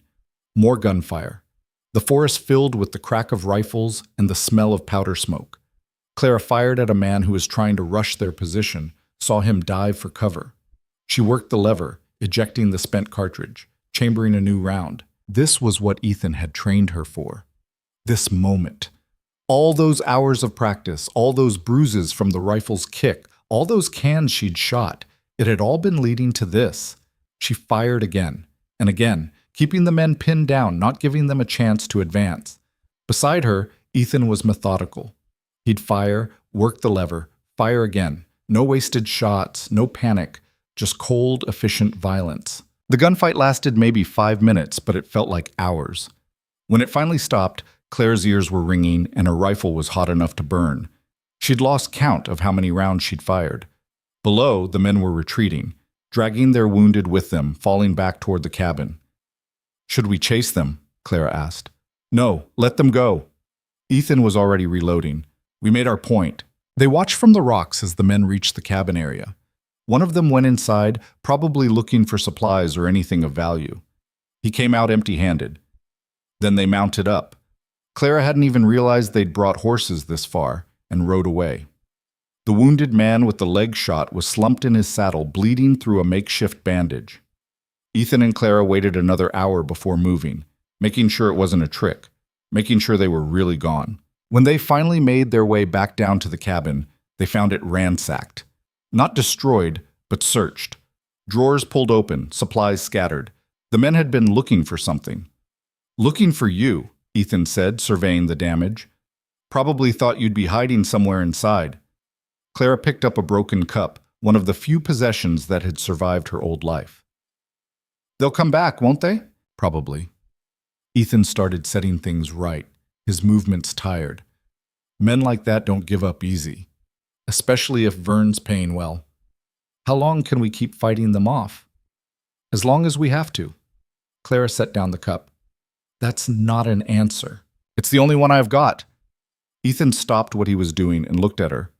"I'm not going to lie to you, Clara. This could go on for months, years even. Vern's got money and he's got connections. He can keep sending men after you as long as he wants." "So what do we do?" "We end it." Clara's stomach clenched. "How?" "We go to Red Hollow. We face this head on.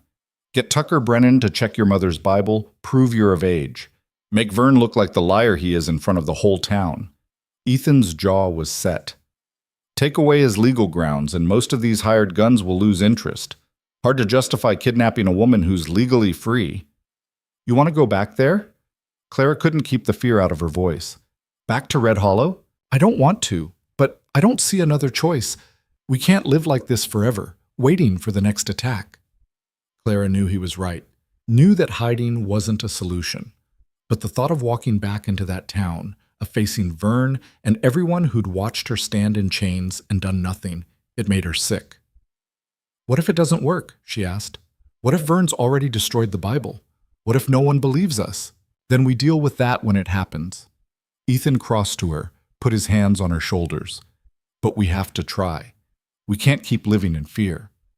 Clara looked up at him, saw the determination in his eyes, saw something else too, a willingness to burn the world down if it meant keeping her safe.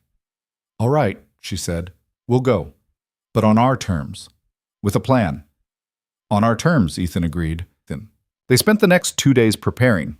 Ethan wrote out a statement detailing everything that had happened: the auction, the threats, the attacks. Clara added her own account. They gathered what proof they could: the bill of sale from the auction, letters her father had written that mentioned her age, anything that might help their case. And they prepared for violence, because Clara knew that Vern wouldn't let this happen peacefully. Men like him didn't back down when confronted with truth. They fought harder, meaner. On the morning they left, Clara stood outside the cabin and looked at the valley. Her valley now. Her home. She'd found herself here. Found strength she didn't know she had. Found a reason to fight. She wasn't going to let Vern take that away. Ethan came up beside her, their horses ready. "You sure about this?" Clara squared her shoulders. "No, but I'm doing it anyway." They rode out as the sun rose over the mountains. The journey to Red Hollow would take 2 days, maybe 3 if the weather turned. 2 days to prepare for whatever was coming. 2 days until Clara Doyle walked back into the town that had sold her and told them all to go to hell. The thought should have terrified her. Instead, it made her feel alive, made her feel powerful. She'd spent her whole life being told what she was worth by people who didn't know her, didn't see her, didn't care. Now she was going to tell them what she was actually worth, and she was going to make them listen. The first night on the trail, they camped in a narrow canyon that offered protection from the wind. Ethan built a fire and they ate in silence, both lost in their own thoughts. Clara kept thinking about Red Hollow, about Vern, about standing in front of people who'd treated her like garbage and demanding they see her as human. "You're quiet," Ethan said. "Just thinking." "About?" "About what I'm going to say when we get there." Clara poked at the fire with a stick. "About what happens if this doesn't work." "It'll work." "You don't know that." "No," Ethan admitted, "but I believe it, and sometimes that's enough." Clara wished she had his certainty. What if they won't listen? What if Vern's got the whole town in his pocket? Then we make them listen. We stand in that town square and we tell the truth so loud and so clear that they can't ignore it. Ethan's voice was steel. "And if that doesn't work, we find another way." "What other way?" "I don't know yet, but I'll figure it out." He looked at her across the fire. "I'm not losing you, Clara. Not to Vern, not to anyone. Whatever it takes. We're walking out of Red Hollow together." Clara felt tears prick her eyes. She blinked them back. "Why do you care so much?" "Because you matter to me." "But why? You barely knew me when you bought me. Why did you care what happened to some woman you'd never met?" Ethan was quiet for a long moment. When he spoke, his voice was raw. "Because I saw myself in you, saw what I looked like when I was broken and had no one. And I thought, maybe if I could help you, maybe if I could give you a chance, it would balance out some of the bad I've done, some of the men I've killed, some of the darkness I carry." He paused. "But it became more than that. You became more than that. You became someone I want in my life, not because I saved you, but because of who you are." Clara's throat was tight. "Who am I?" "You're strong, brave, stubborn as hell.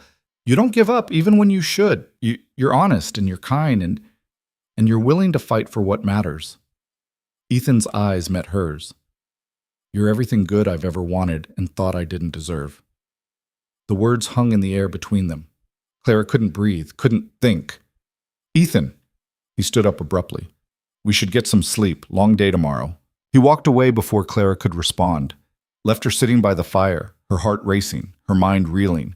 She wanted to go after him, wanted to tell him that she felt the same way, that somewhere between the auction platform and this moment, she'd fallen for him, for his quiet strength, his patience, his willingness to see her as worth saving. But fear held her back, fear that saying it out loud would make it real, make it something that could be taken away. So she sat by the fire until it burned low, then crawled into her bedroll and pretended to sleep while Ethan kept watch. Tomorrow, they'd reach Red Hollow. Tomorrow, everything would change one way or another.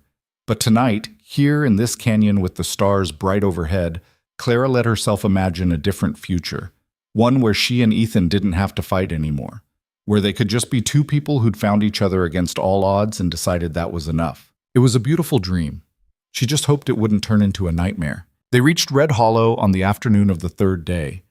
The town looked smaller than Clara remembered, sadder, like it had shrunk in her absence, or maybe she'd just grown too big for it. Ethan pulled his horse to a stop at the edge of town. "You ready?" Claire's hands were shaking. She gripped the reins tighter, trying to steady them. "No, but let's do it anyway." They rode down the main street at a walk. People stopped to stare. Clara recognized faces. Pritchard from the general store, Sadie Morton the seamstress, Miller the blacksmith. The same people who'd watched her stand in chains and done nothing. The same people who'd laughed. She met their eyes, every single one. Didn't look away. Didn't show fear. Let them stare. Let them whisper. She wasn't the same woman they'd sold 4 months ago. They stopped in front of the sheriff's office. Tucker Brennan was sitting outside cleaning his rifle. When he saw them, he set the rifle down and stood up, his hand moving to his gun belt. "Easy," Ethan said, dismounting. "We're not here for trouble." "Then why are you here?" Tucker's eyes moved between them. "Mr. Hale's been saying you kidnapped Miss Doyle, that you threatened to kill anyone who tried to help her." "Mr. Hale's a liar," Clara said, climbing down from her horse. Her legs were unsteady, but she forced herself to stand straight. "And I'm here to prove it." Tucker frowned. "How?" "My mother's Bible, the one with the family records. It's at my father's old house. I want you to see it. See that I'm 18, not 17 like Vern claimed." "And if the Bible's not there, then we'll find another way to prove it." Clara took a step closer. "But you owe me this much, Tucker. You rode up that mountain with armed men based on a lie. The least you can do is check the facts before you do it again." Tucker's face reddened. He looked uncomfortable, caught between duty and shame. "Mr. Hale said you destroyed the Bible." "He lied about that too. I never went back to the house after my father died. How could I have destroyed something I never touched?" Tucker chewed on that for a moment. Then he nodded. "All right, let's go look." The walk to her father's old house felt like walking through a dream, or a nightmare. Clara hadn't been back since the day of the auction, hadn't wanted to be. The place held nothing but bad memories. It looked worse than she remembered. The roof was sagging, one window was broken, the door hung crooked on its hinges. No one had taken care of it, no one had wanted it. Tucker pushed the door open. It groaned on rusty hinges.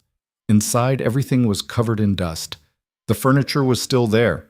Her father's chair, the table, the stove. Like time had stopped the day Thomas Doyle died. Clara's chest tightened. She could almost smell the whiskey, almost hear her father's slurred voice telling her she was useless, almost feel the weight of all those years spent trying to keep him alive when he'd never wanted to live. "Clara." Ethan's hand on her shoulder pulled her back. "Where's the Bible?" She blinked, focused. "My mother kept it on the mantel, in a wooden box." The mantel was thick with dust, but the box was there, right where her mother had left it 17 years ago. Clara's hands trembled as she reached for it. The box was heavier than she remembered. Solid oak, with her mother's initials carved into the lid. Clara opened it. The Bible was inside, wrapped in cloth.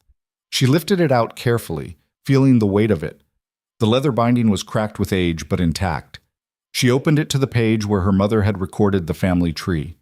There, in her mother's careful handwriting, Clara Ann Doyle, born March 15th, 1865.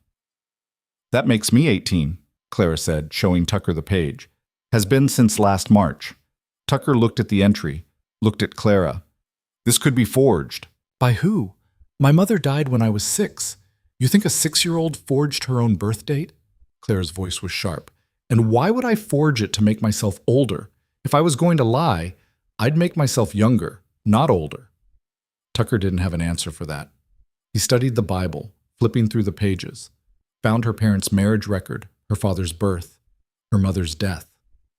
"This looks real," he said finally. "That's because it is real." Clara took the Bible back, held it against her chest.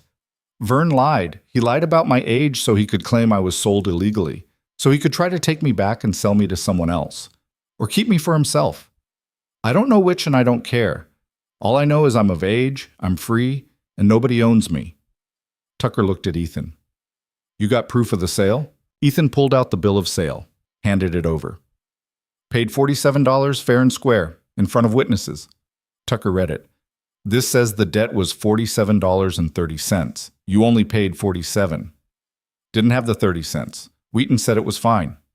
Still makes it incomplete. Ethan reached into his pocket and pulled out 3 dimes. Handed them to Tucker. There, debt paid in full. Happy? Tucker pocketed the coins. Looked at the Bible again. Looked at the bill of sale. Clara could see him working through it, trying to find a way to make this Vern's fault instead of his own. I need to talk to Judge Harmon, he said finally. Judge Harmon's in Vern's pocket, Clara said. Everyone knows it. Maybe. But he's still the law in this town. Tucker folded the bill of sale and handed it back to Ethan. You two wait here. I'll go get him. We'll sort this out proper. He left before either of them could argue.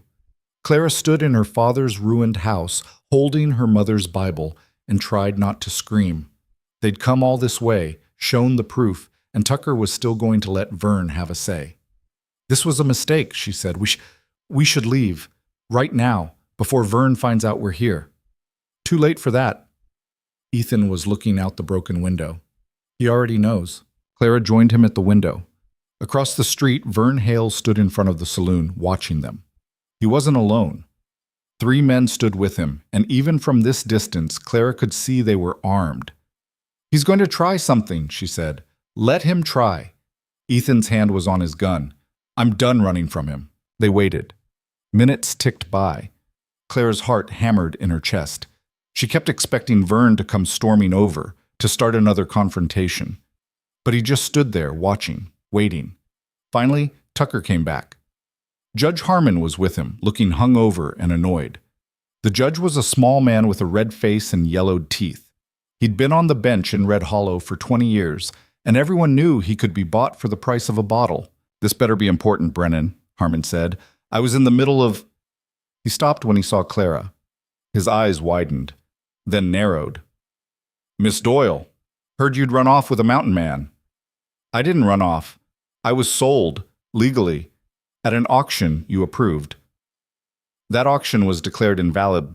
Valid, Harmon said, on account of you being underage. Clara held up the Bible.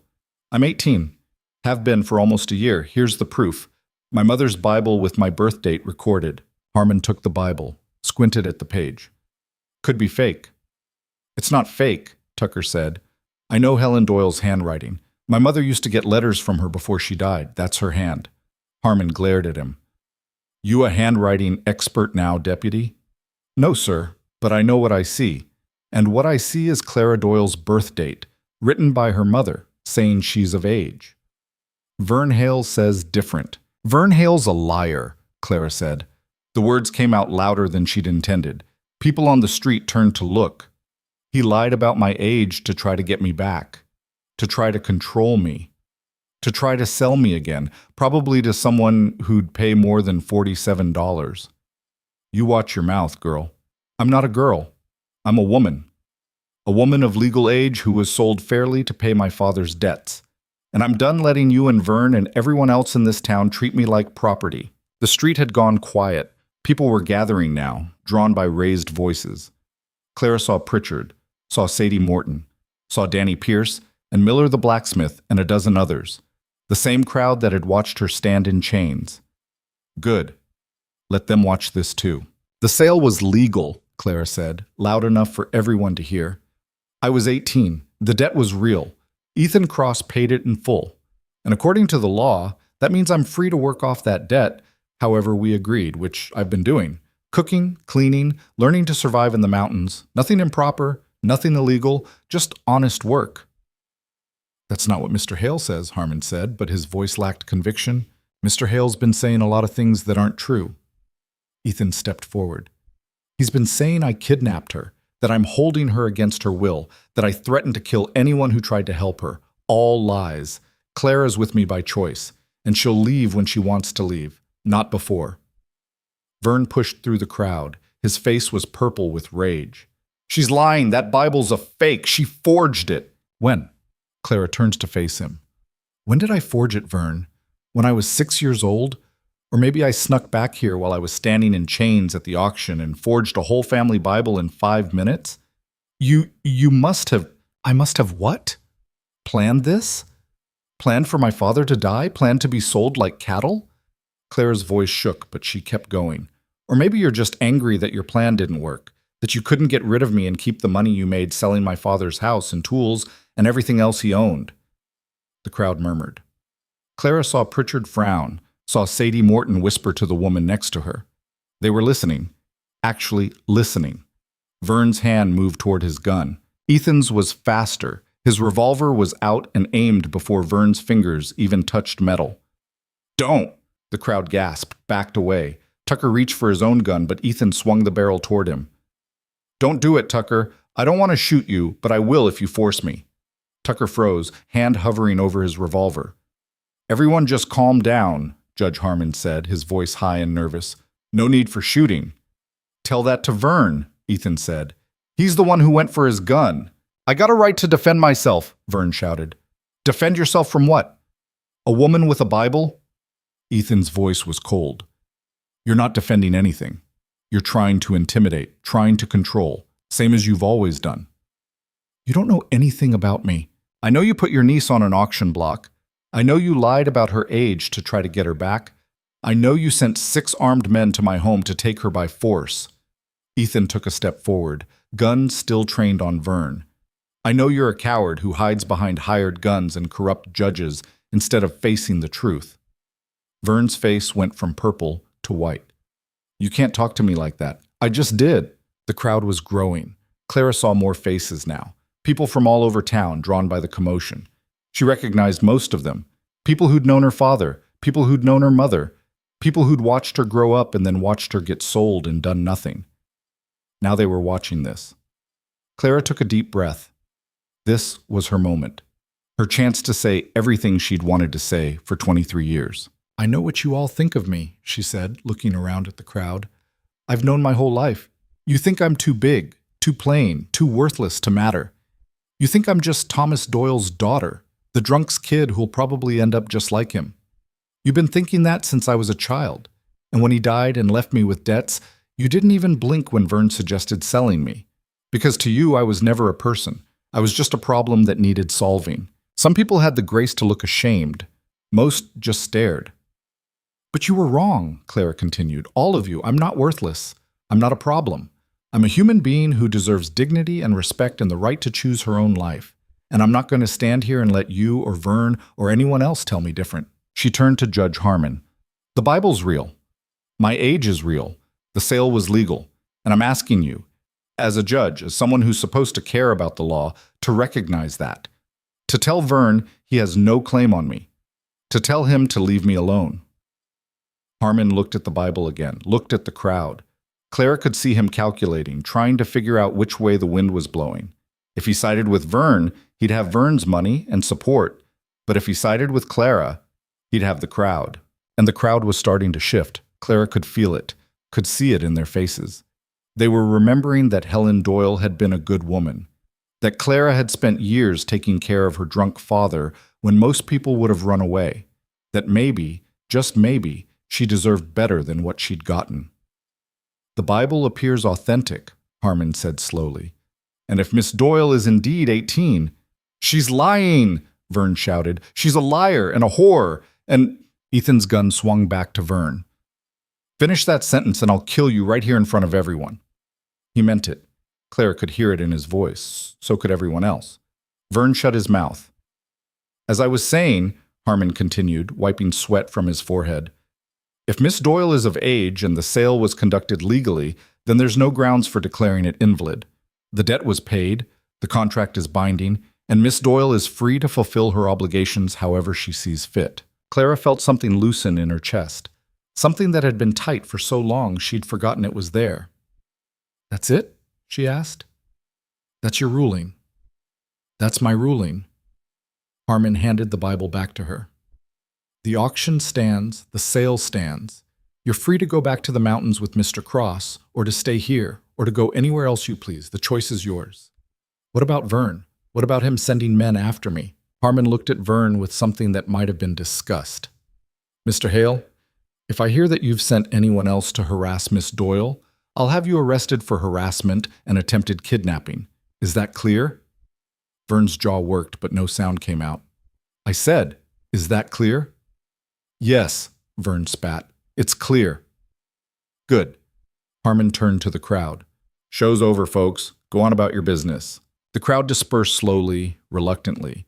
They wanted to see more drama, more violence. But there was nothing left to see. Ethan holstered his gun. Clara clutched her mother's Bible and tried to believe it was really over. Tucker approached carefully, hands visible. I'm sorry, Miss Doyle. For believing Mr. Hale, for not checking the facts, for riding up that mountain with guns. Clara looked at him, saw genuine remorse in his young face. You made a mistake. You won't make it again? No, ma'am, I won't. Then we're square. Tucker nodded and walked away. Clara and Ethan were left standing alone in front of her father's house. Vern was still across the street, watching them with hatred in his eyes.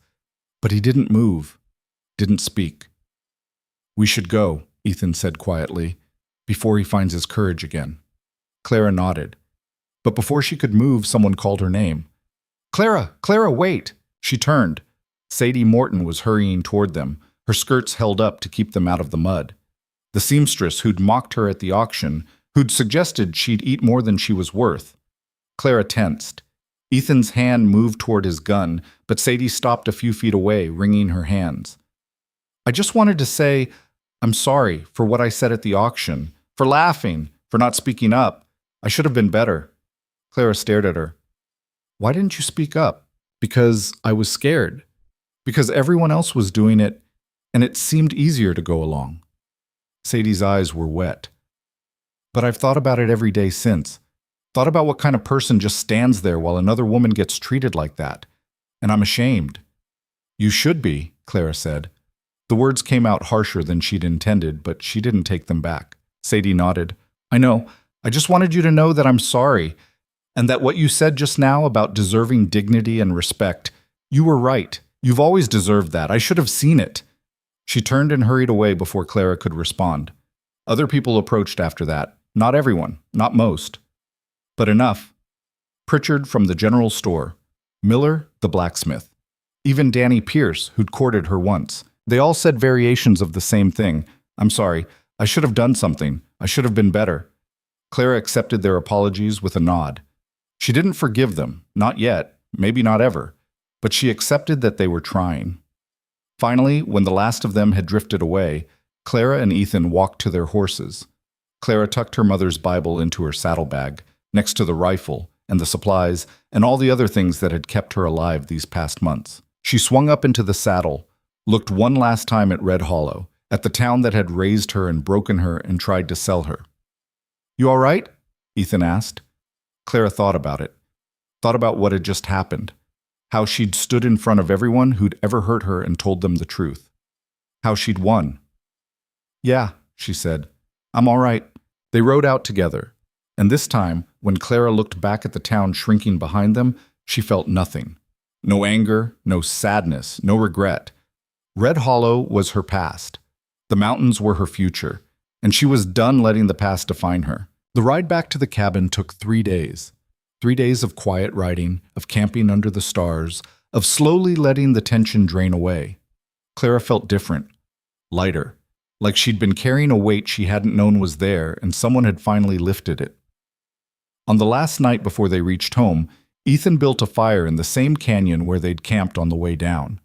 They ate dinner in comfortable silence, and then Clara said, "Thank you." Ethan looked up from his coffee. For what? For everything. For buying me, for teaching me, for standing with me today. For being willing to kill for me. Her voice caught. For seeing me as worth saving. Clara, let me finish. She took a breath. I spent my whole life being told I was worthless, being told I was too big, too plain, too much trouble. And I started to believe it. Started to think that maybe they were right, that maybe I really was just a burden. She looked at Ethan across the fire. But then you came along, and you looked at me like I was worth $47, worth protecting, worth teaching, worth caring about. And slowly, I started to believe it too, started to see myself the way you saw me. Ethan set down his coffee. How do I see you? Like I'm strong, like I'm capable, like I matter. Clara's eyes stung. Like I'm someone worth loving.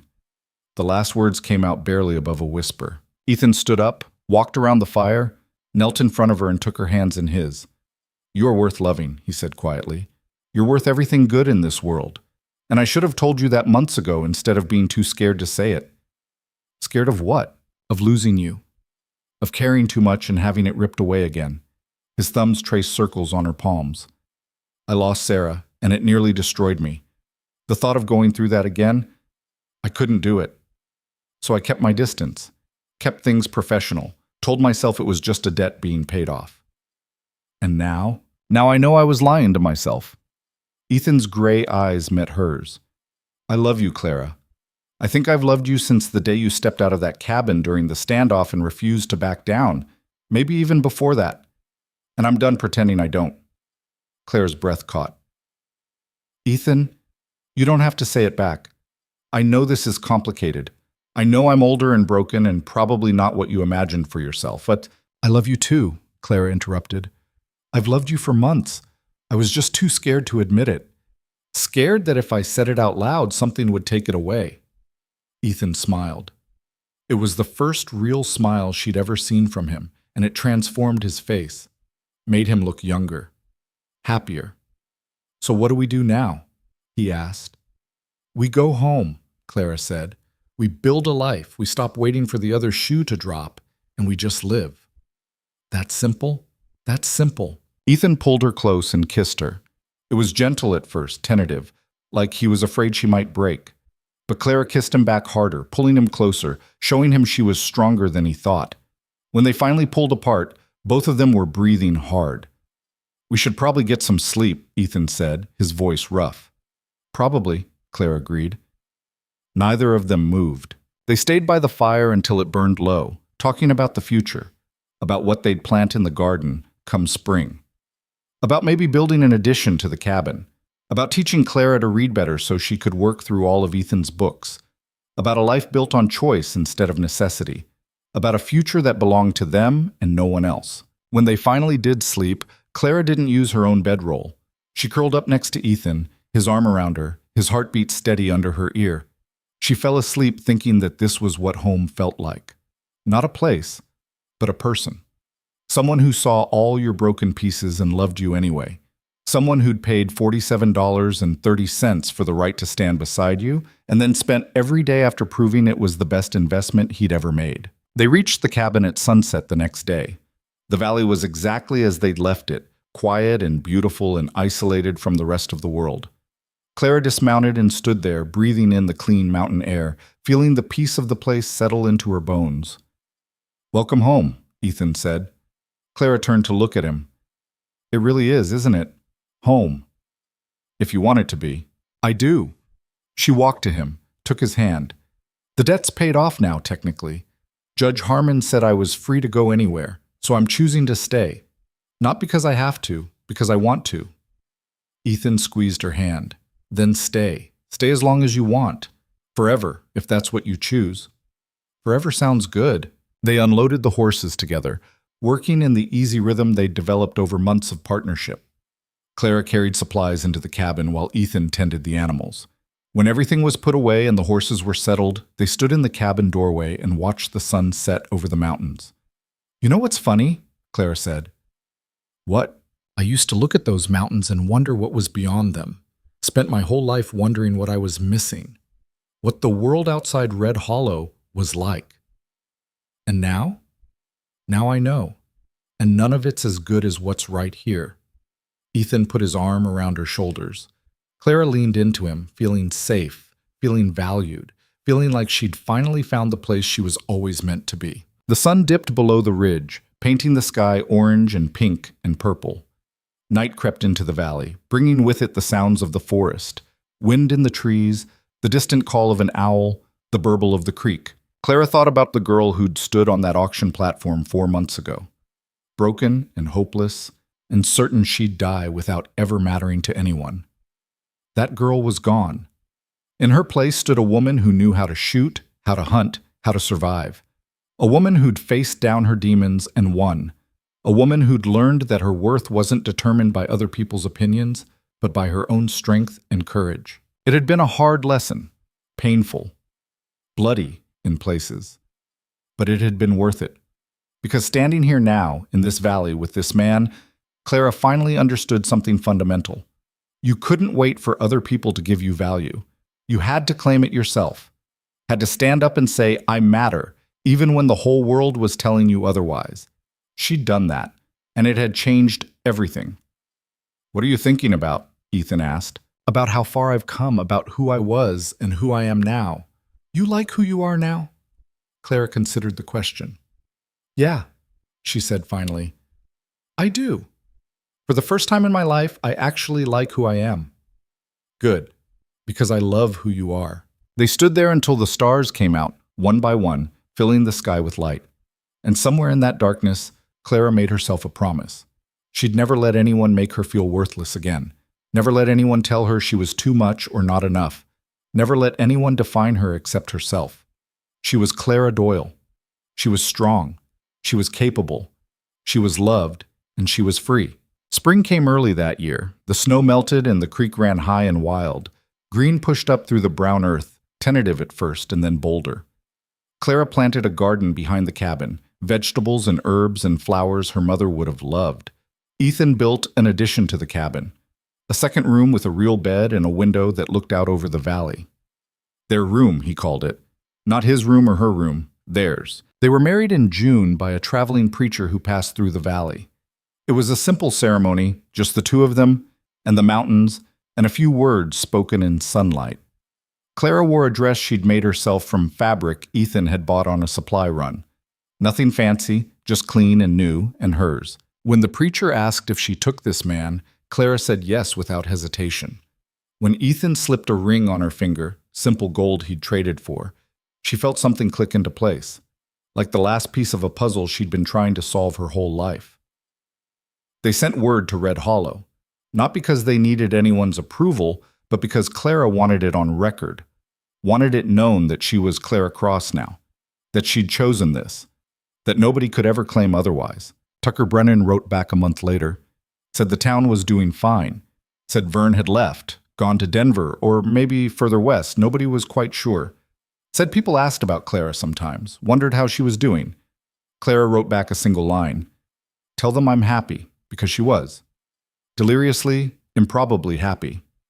Happy in a way she'd never imagined possible. The life they built wasn't easy. Winter was still harsh. Supplies still had to be rationed. Game was sometimes scarce. There were days when the isolation felt heavy, when Clara missed having other women to talk to, when the silence of the mountains pressed in too close.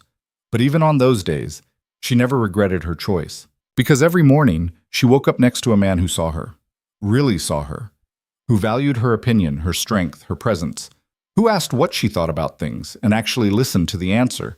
She learned to read better, working through Ethan's books one page at a time. She learned to track better, too, to read signs so well she could tell what had passed through the valley days before. She learned to tan hides and make clothes and preserve meat for the long winters. She became, in short, exactly who she wanted to be. And Ethan changed, too.